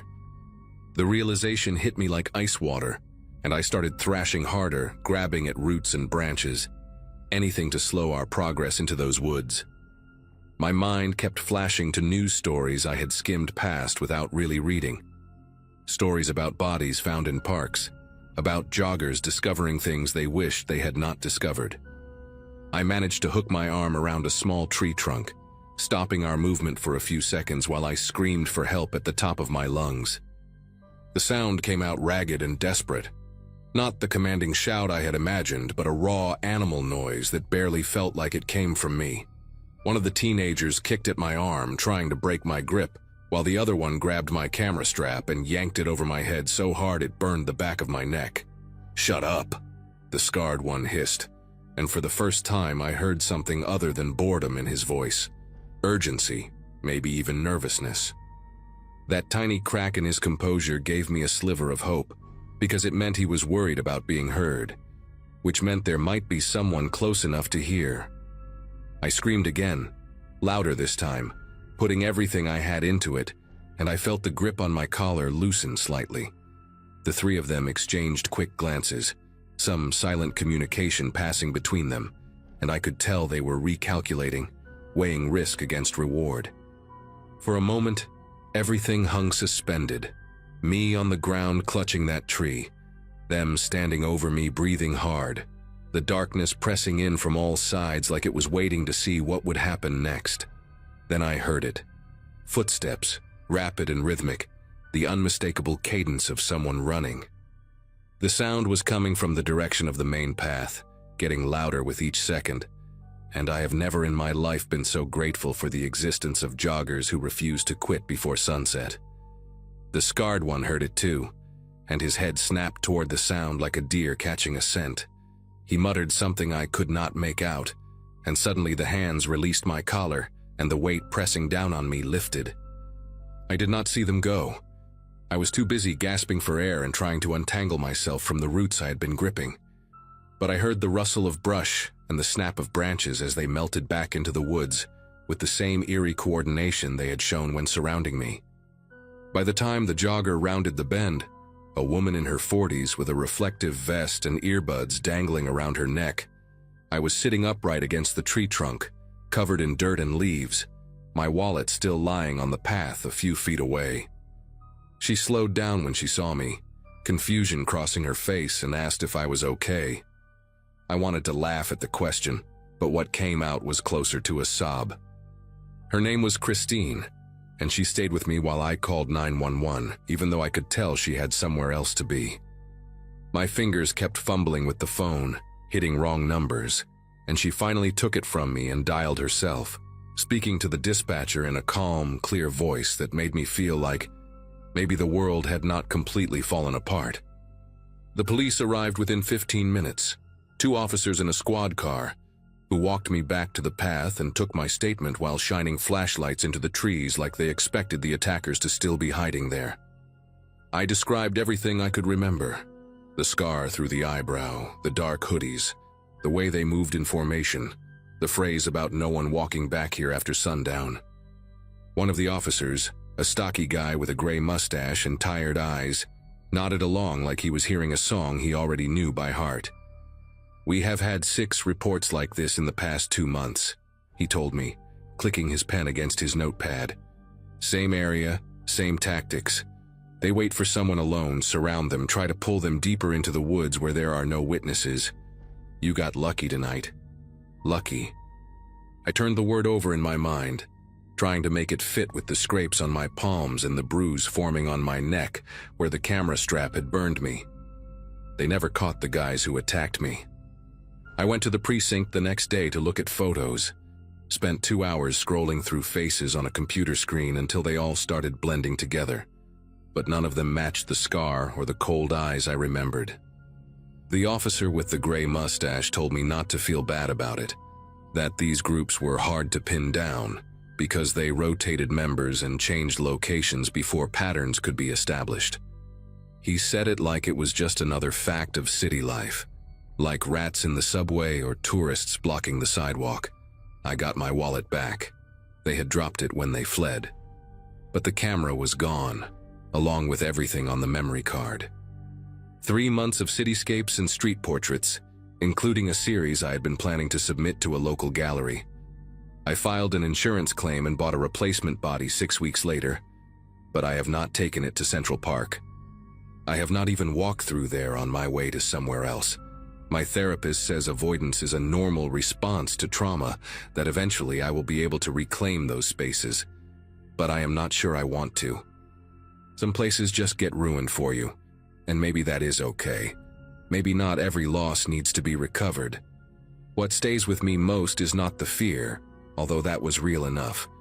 It is the efficiency, the way they moved, the way they communicated without words, the way they knew exactly how to isolate someone and create a situation where all the power belonged to them. These were not desperate people making chaotic decisions. They were professionals running a system, and I just happened to walk into their territory at the wrong hour. I think about Christine sometimes, the jogger who saved me without even knowing she was doing it. I never got her last name or contact information, and the police did not seem interested in tracking her down as a witness, since she had not actually seen anything. She was just a woman finishing her evening run, completely unaware that her footsteps were the only thing standing between me and whatever those men had planned for the darker part of those woods. I hope she kept running that route. I hope her presence kept someone else safe on a night when the light faded a little too fast.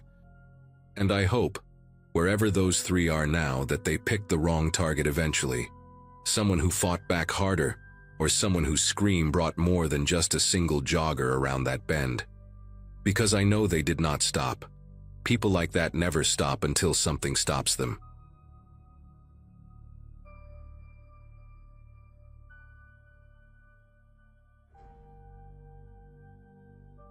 Most days back then felt like a blur of long commutes and late-night shifts, and that morning it started like any other for me. I was living in a tiny rented room above a laundromat in Queens, juggling 2 part-time jobs and trying to convince myself I wasn't burning out. The only constant in my routine was catching the E train, usually squeezing in with dozens of other half-awake people. That day, though, the platform felt strangely hollow, as if the city had taken a breath and forgotten to exhale. I remember glancing around and noticing the silence first, the kind that settles on your shoulders before you even realize something's wrong.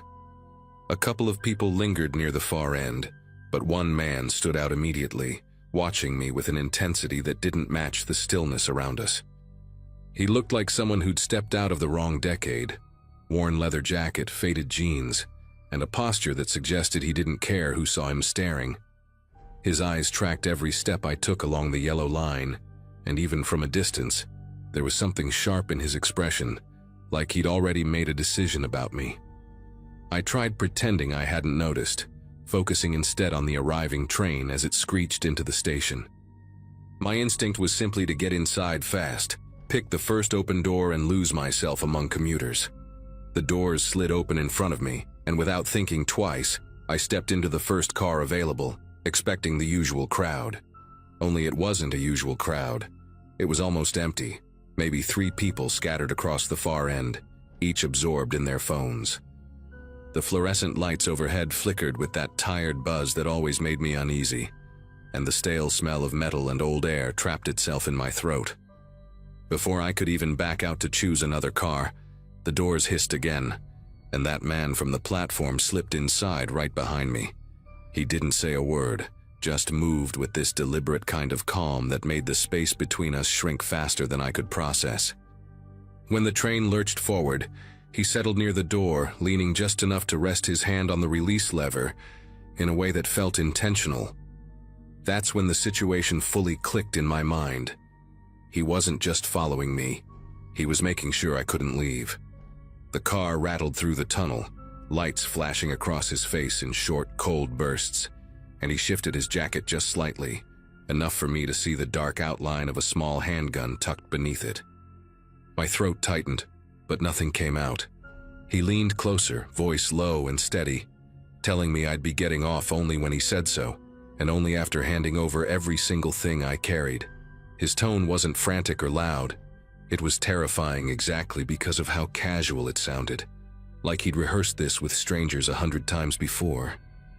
I glanced toward the aisle, hoping for some impossible escape route, but the way he angled his body made it obvious he would react instantly if I tried anything.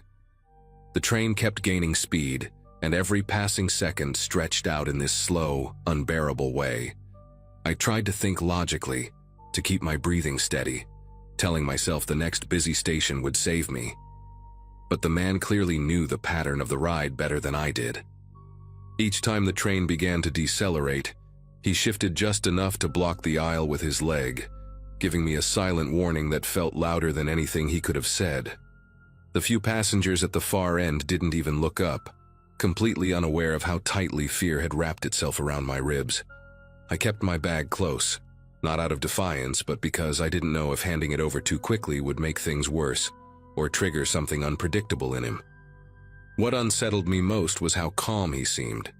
His gaze drifted around the empty car as if he were bored, only snapping back to me with this razor focus whenever I shifted even an inch. There was a detail I still remember vividly, a thin silver ring on his right index finger, tarnished enough to show age but polished on one side, as though he rotated it often when he thought. He wasn't doing that now. Instead, his fingers tapped lightly on the release lever, a steady rhythm that made me feel like he was waiting for something. The tunnel light strobed across his face, giving him a hollow look, and the air between us felt heavier with every jolt of the tracks. When the train finally began slowing into a well-known transfer station, a flicker of hope sparked in me. I didn't plan anything elaborate.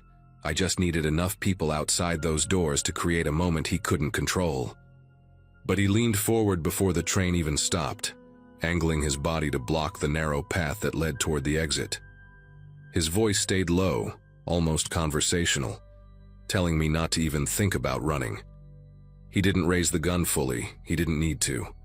Just the sight of the handle tucked beneath his jacket was enough to anchor me to the spot. My thoughts scrambled for any solution, any distraction. But time was collapsing fast, and the train was seconds from opening its doors. As the brakes squealed and the doors parted with that mechanical sigh, something broke inside me. A kind of desperate clarity. The second the gap was wide enough, I lunged forward, not with grace or strategy, but pure survival instinct. He reacted instantly, twisting his body to block me, but a couple of commuters standing just outside the door jumped back in shock when they saw me rushing toward them. Their surprise created a split second of confusion, and I slipped through that tiny space, shouting for help before my mind even caught up. People turned, startled, closing in around me, but the man didn't follow. He stayed in the car, sitting exactly where he'd been, his hand still on the lever, eyes fixed on me through the narrowing doors as they slid shut.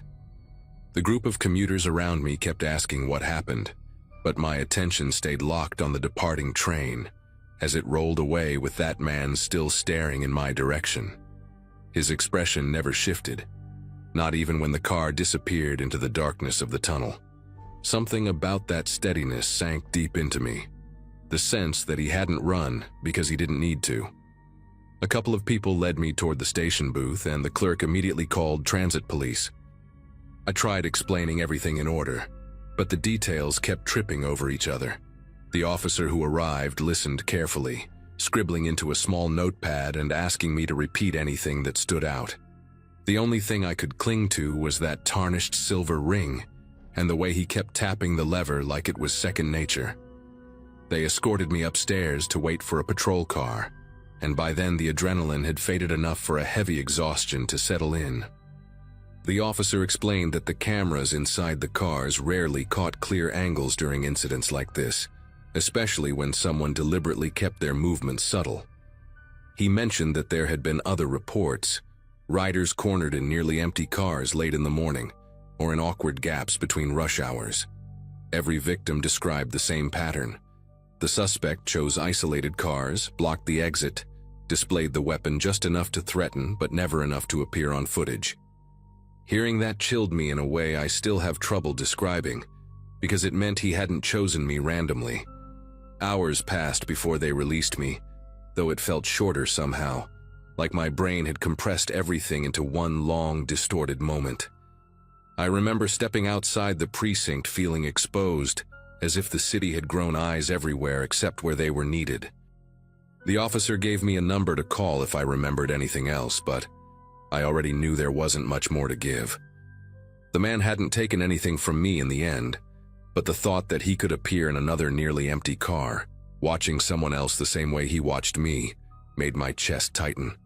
I kept replaying his calmness, the precision of his movements, and the eerie confidence in knowing no one would intervene unless he allowed it.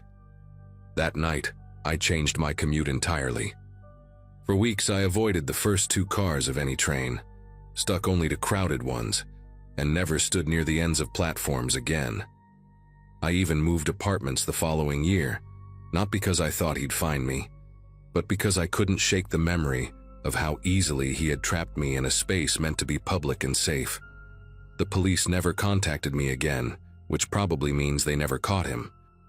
Sometimes when I pass a station and hear the train doors closing, that moment flashes back with startling clarity. His hand on the lever, his stillness, the unspoken message that he'd done this before. Maybe the only reason I got out was because the station happened to be busy enough at the right second. I don't pretend to understand why it ended the way it did, but I know one thing: I'll never board an empty train car again.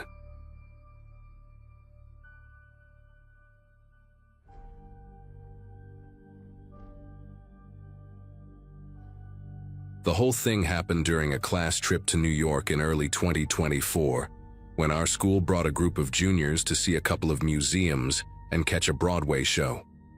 At the time, I was 17 and mostly focused on keeping up with my friends, trying not to look clueless in a city that felt too loud for someone who'd barely left Massachusetts before. I shared a room with two classmates, Andrew and Melissa, and the three of us stuck together most of the trip, wandering through Midtown like we were pretending to be adults. The hotel we stayed at was one of those older budget places squeezed between taller buildings. with a lobby that smelled faintly like detergent and old carpet. Nothing seemed strange until that one afternoon, when we got separated from the rest of our group on the way back from the corner deli and realized none of our key cards worked. What happened next still sits in my memory like a bruise I can't explain to anyone who wasn't there. We figured maybe the front desk had reset something, so we headed toward the elevators, joking about how our classmates would roast us for getting locked out. When the elevator doors opened, a man in a red maintenance vest stepped out, carrying a crate of cleaning supplies and humming at a pitch that felt oddly deliberate, almost like he was trying to match the sound of the elevator fan. He didn't say anything to us, just raised his eyebrows and moved aside. We went up to our floor, but as soon as we stepped out, the hallway lights flickered in a slow, rhythmic way, like they were responding to movement we couldn't see. Every door on the floor, not just ours, showed the same red indicator: access denied. Andrew thought it was hilarious, so he started tapping his card faster, but nothing changed. Melissa pressed the call button for the elevator again, and when the doors reopened, the same maintenance guy stood inside, even though he'd clearly walked away minutes earlier. Andrew tried asking him what was going on, but the guy just tilted his head and pointed to a metal door at the end of the hall with a faded sticker that said, "Staff only." We had assumed it was locked, but when we walked closer, a gust of cold air seeped out from underneath, carrying a smell like dust mixed with something metallic. The door wasn't just unlocked, it stood slightly open, almost waiting for someone to nudge it.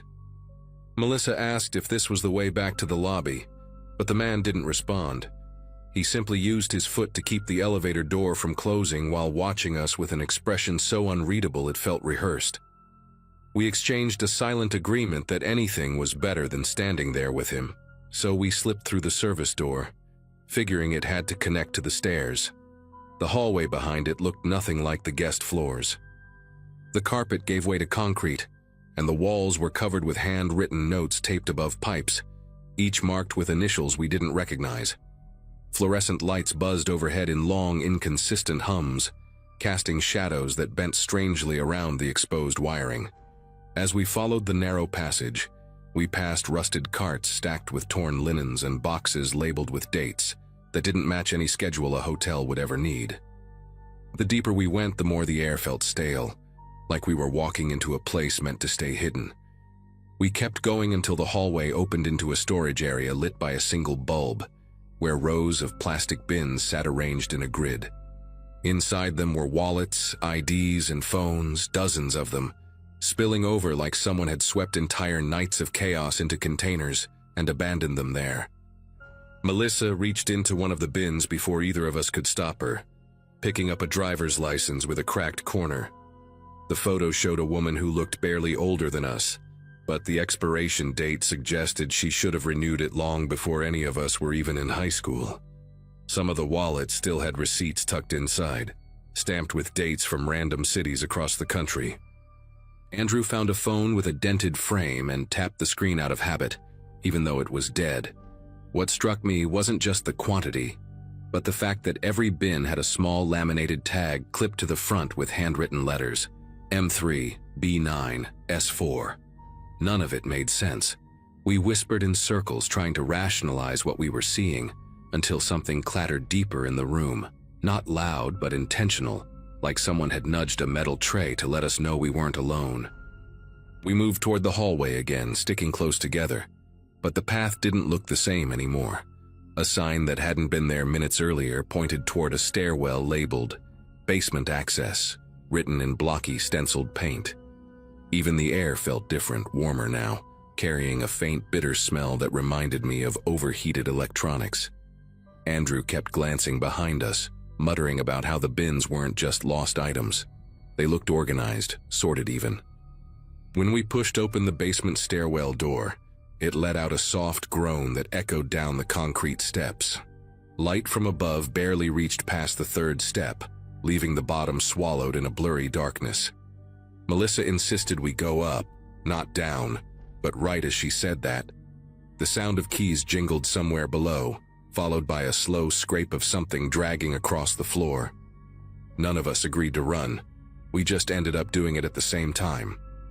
The staircase led to another service corridor, This one lined with metal doors that had no room numbers, only barcodes printed on stickers, some peeling, some newly applied. A small rolling table stood off to the side with an open notebook filled with lists of dates and initials, all written in the same heavy-handed block letters we'd seen on the bins. A digital clock mounted on the wall blinked the wrong time, resetting every few seconds as though it couldn't decide on the hour.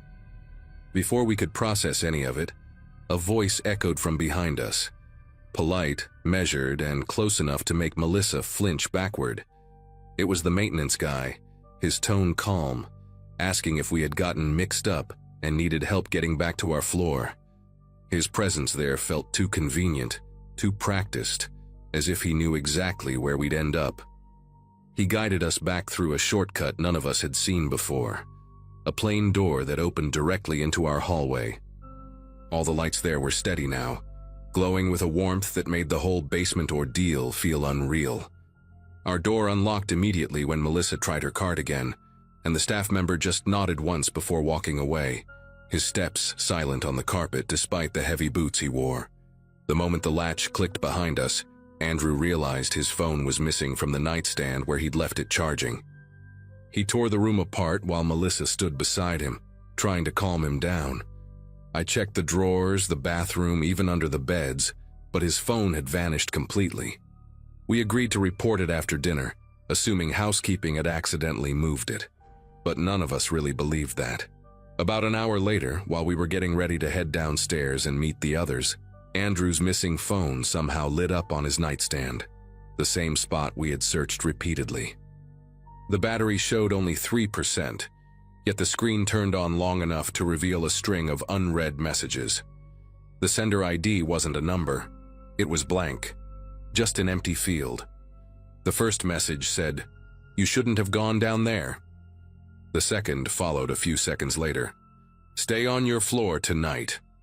Andrew tried unlocking the phone, but it powered off instantly, like whatever had turned it on had only allowed it to stay awake long enough to deliver the warning.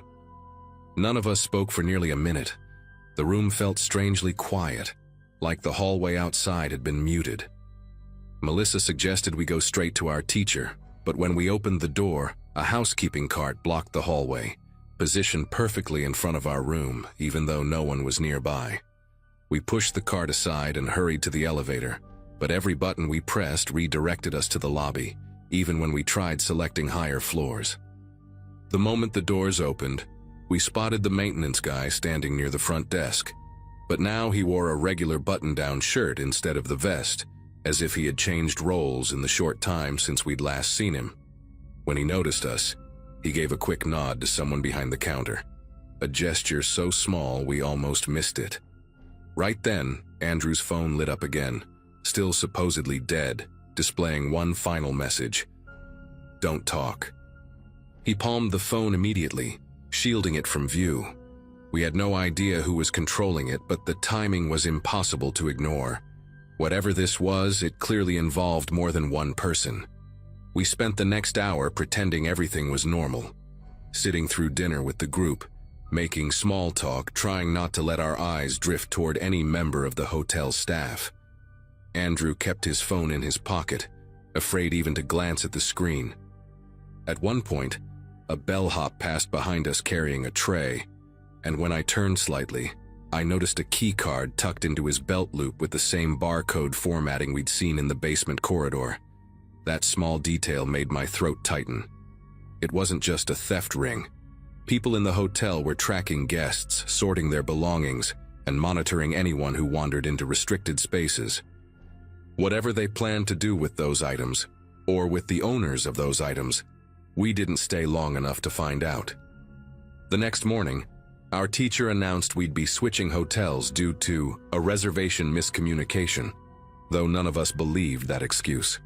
Andrew powered on his phone for real this time, expecting more messages, but everything had been wiped. No warning texts, no call logs, not even his lock screen photo remained. Melissa tried asking the front desk about the lost and found policy before we left, but the clerk just smiled politely and said they didn't keep misplaced belongings for more than a day. We didn't argue. We grabbed our bags, boarded the bus, and didn't look back. To this day, Andrew still refuses to stay in any hotel without taping over the peephole and putting his suitcase against the door. As for me, every time I think of those bins in the basement, I wonder how many people never realized their things didn't just go missing. They were taken, categorized, and stored by someone who was watching them long before they ever checked in.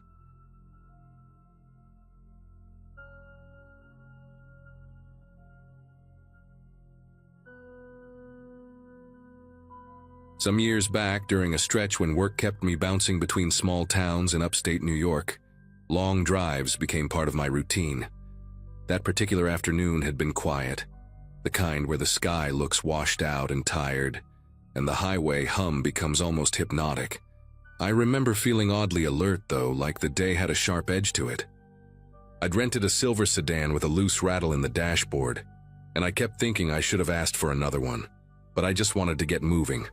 My plan was simple: reach a modest motel near a truck stop, sleep, then finish the drive the next morning. Nothing unusual. At least that's what I believed. Somewhere between Albany and Syracuse, traffic thinned until it was just me and a few scattered vehicles drifting in and out of view.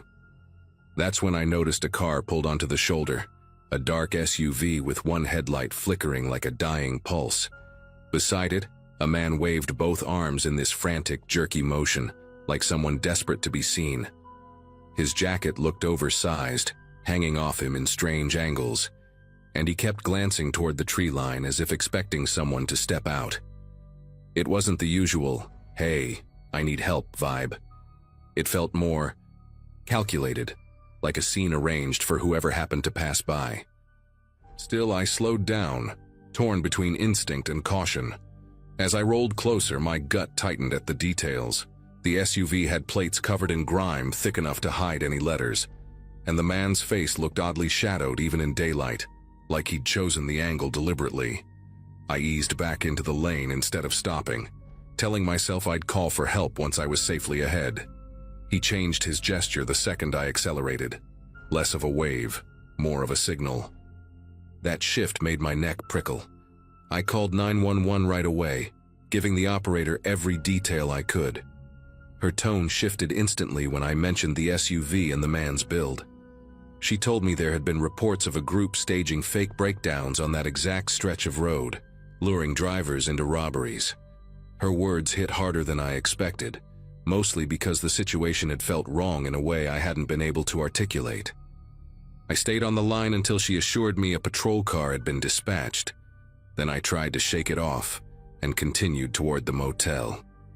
But the drive wasn't peaceful anymore. Every car in the rear view felt too close. Every turnoff looked like a place someone might wait. By the time I reached the motel around dusk, I was drained. I checked in, parked under a buzzing security light, and tried convincing myself the worst part of the day was already behind me. I couldn't have been more mistaken. The room they gave me had one of those long windows that sat just above eye level, the kind meant to offer light but not much of a view.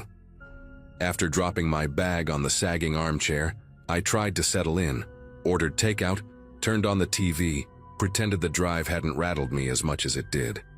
But every little noise outside felt amplified.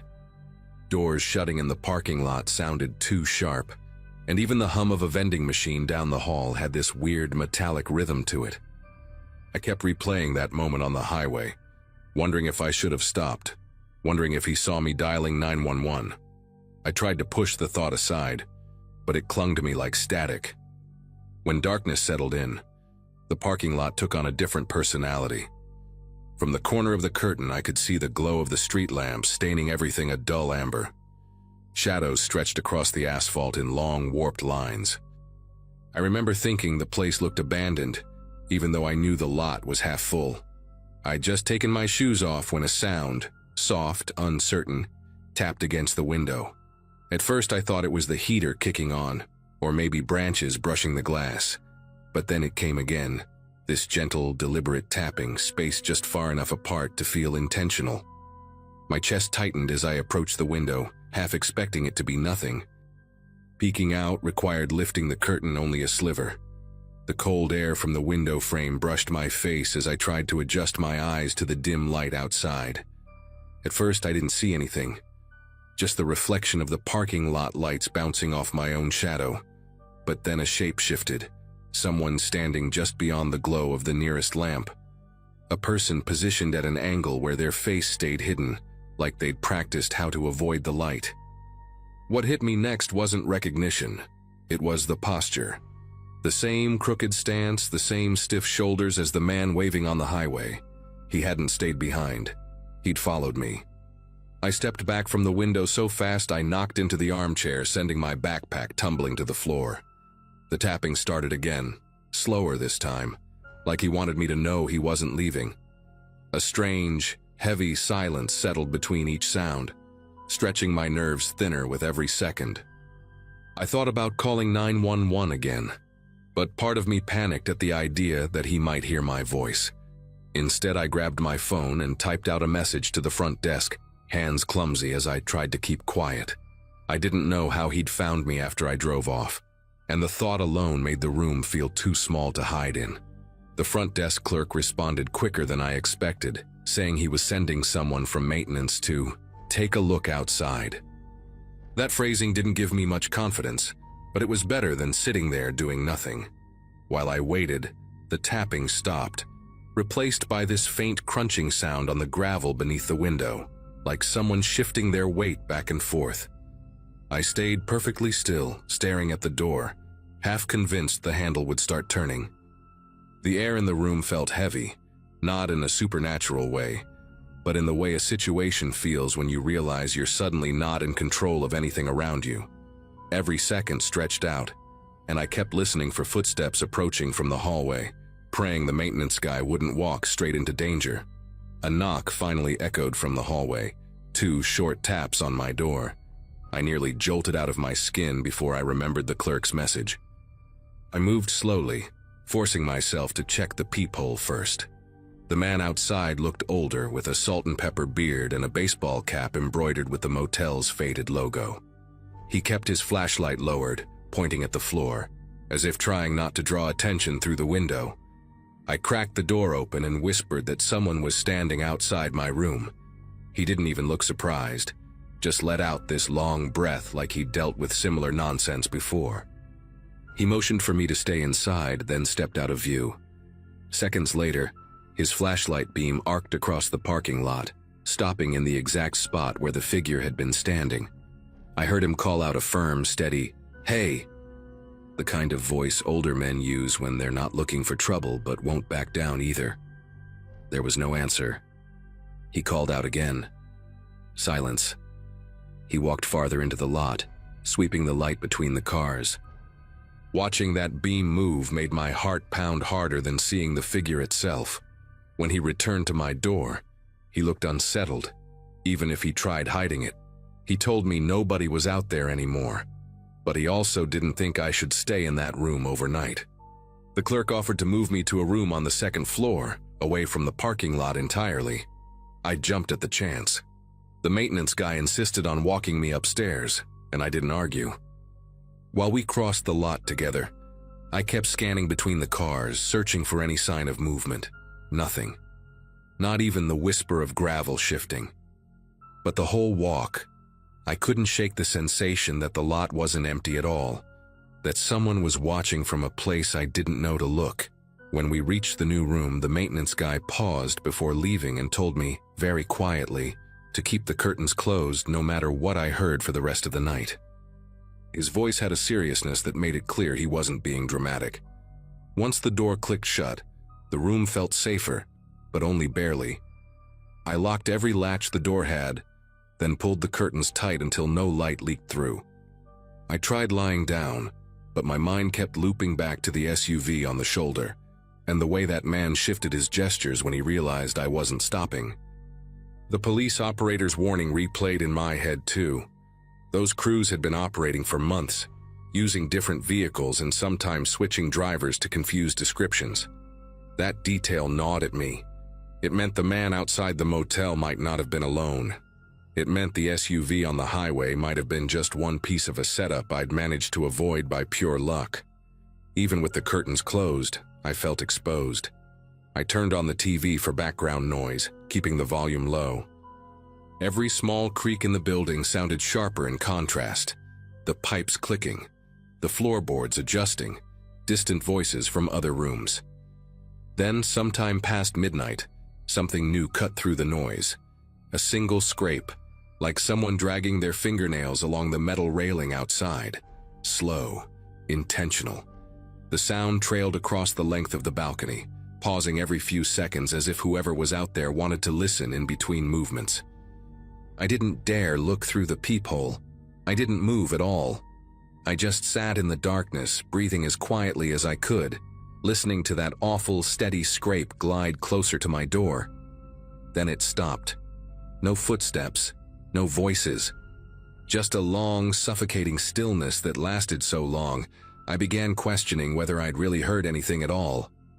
I sat there until my legs went numb, waiting for the sound to return. It didn't. After several minutes, I heard a door somewhere down the balcony slam shut hard enough to rattle my wall. Whether it belonged to a guest or someone who'd been prowling up there, I couldn't tell. I stayed awake until dawn, afraid that if I closed my eyes, I'd hear that scrape again, and this time it would stop right at my door. When morning finally broke and light filtered around the edges of the curtain, it felt like the entire building exhaled. I checked out the moment the front desk opened. The clerk barely made eye contact when I told him I was leaving early, but he did say one thing before I walked out. "You're not the first person this month to ask for a room change." He didn't elaborate, and I didn't push him. Outside, the lot looked perfectly ordinary in daylight. No footprints, no unusual cars, no evidence that anything had happened. But as I drove away, I kept checking the mirrors, making sure no SUV lingered behind me. Nothing followed. Nothing happened on the rest of the trip. Yet even now, I still think about how precise that tapping was, how the man had found me miles from where I'd passed him, and how someone dragged their hand along the railing outside my room the same night police warned me about roadside robbery setups. I don't have an explanation for any of it. All I know is that refusing to stop on the highway likely saved me from something far worse, and getting moved to the second floor might have done the same. Whatever that man wanted from me, he didn't get it. And for reasons I can't explain, after that night I never saw him again. Not on the road, not outside a motel window, not anywhere,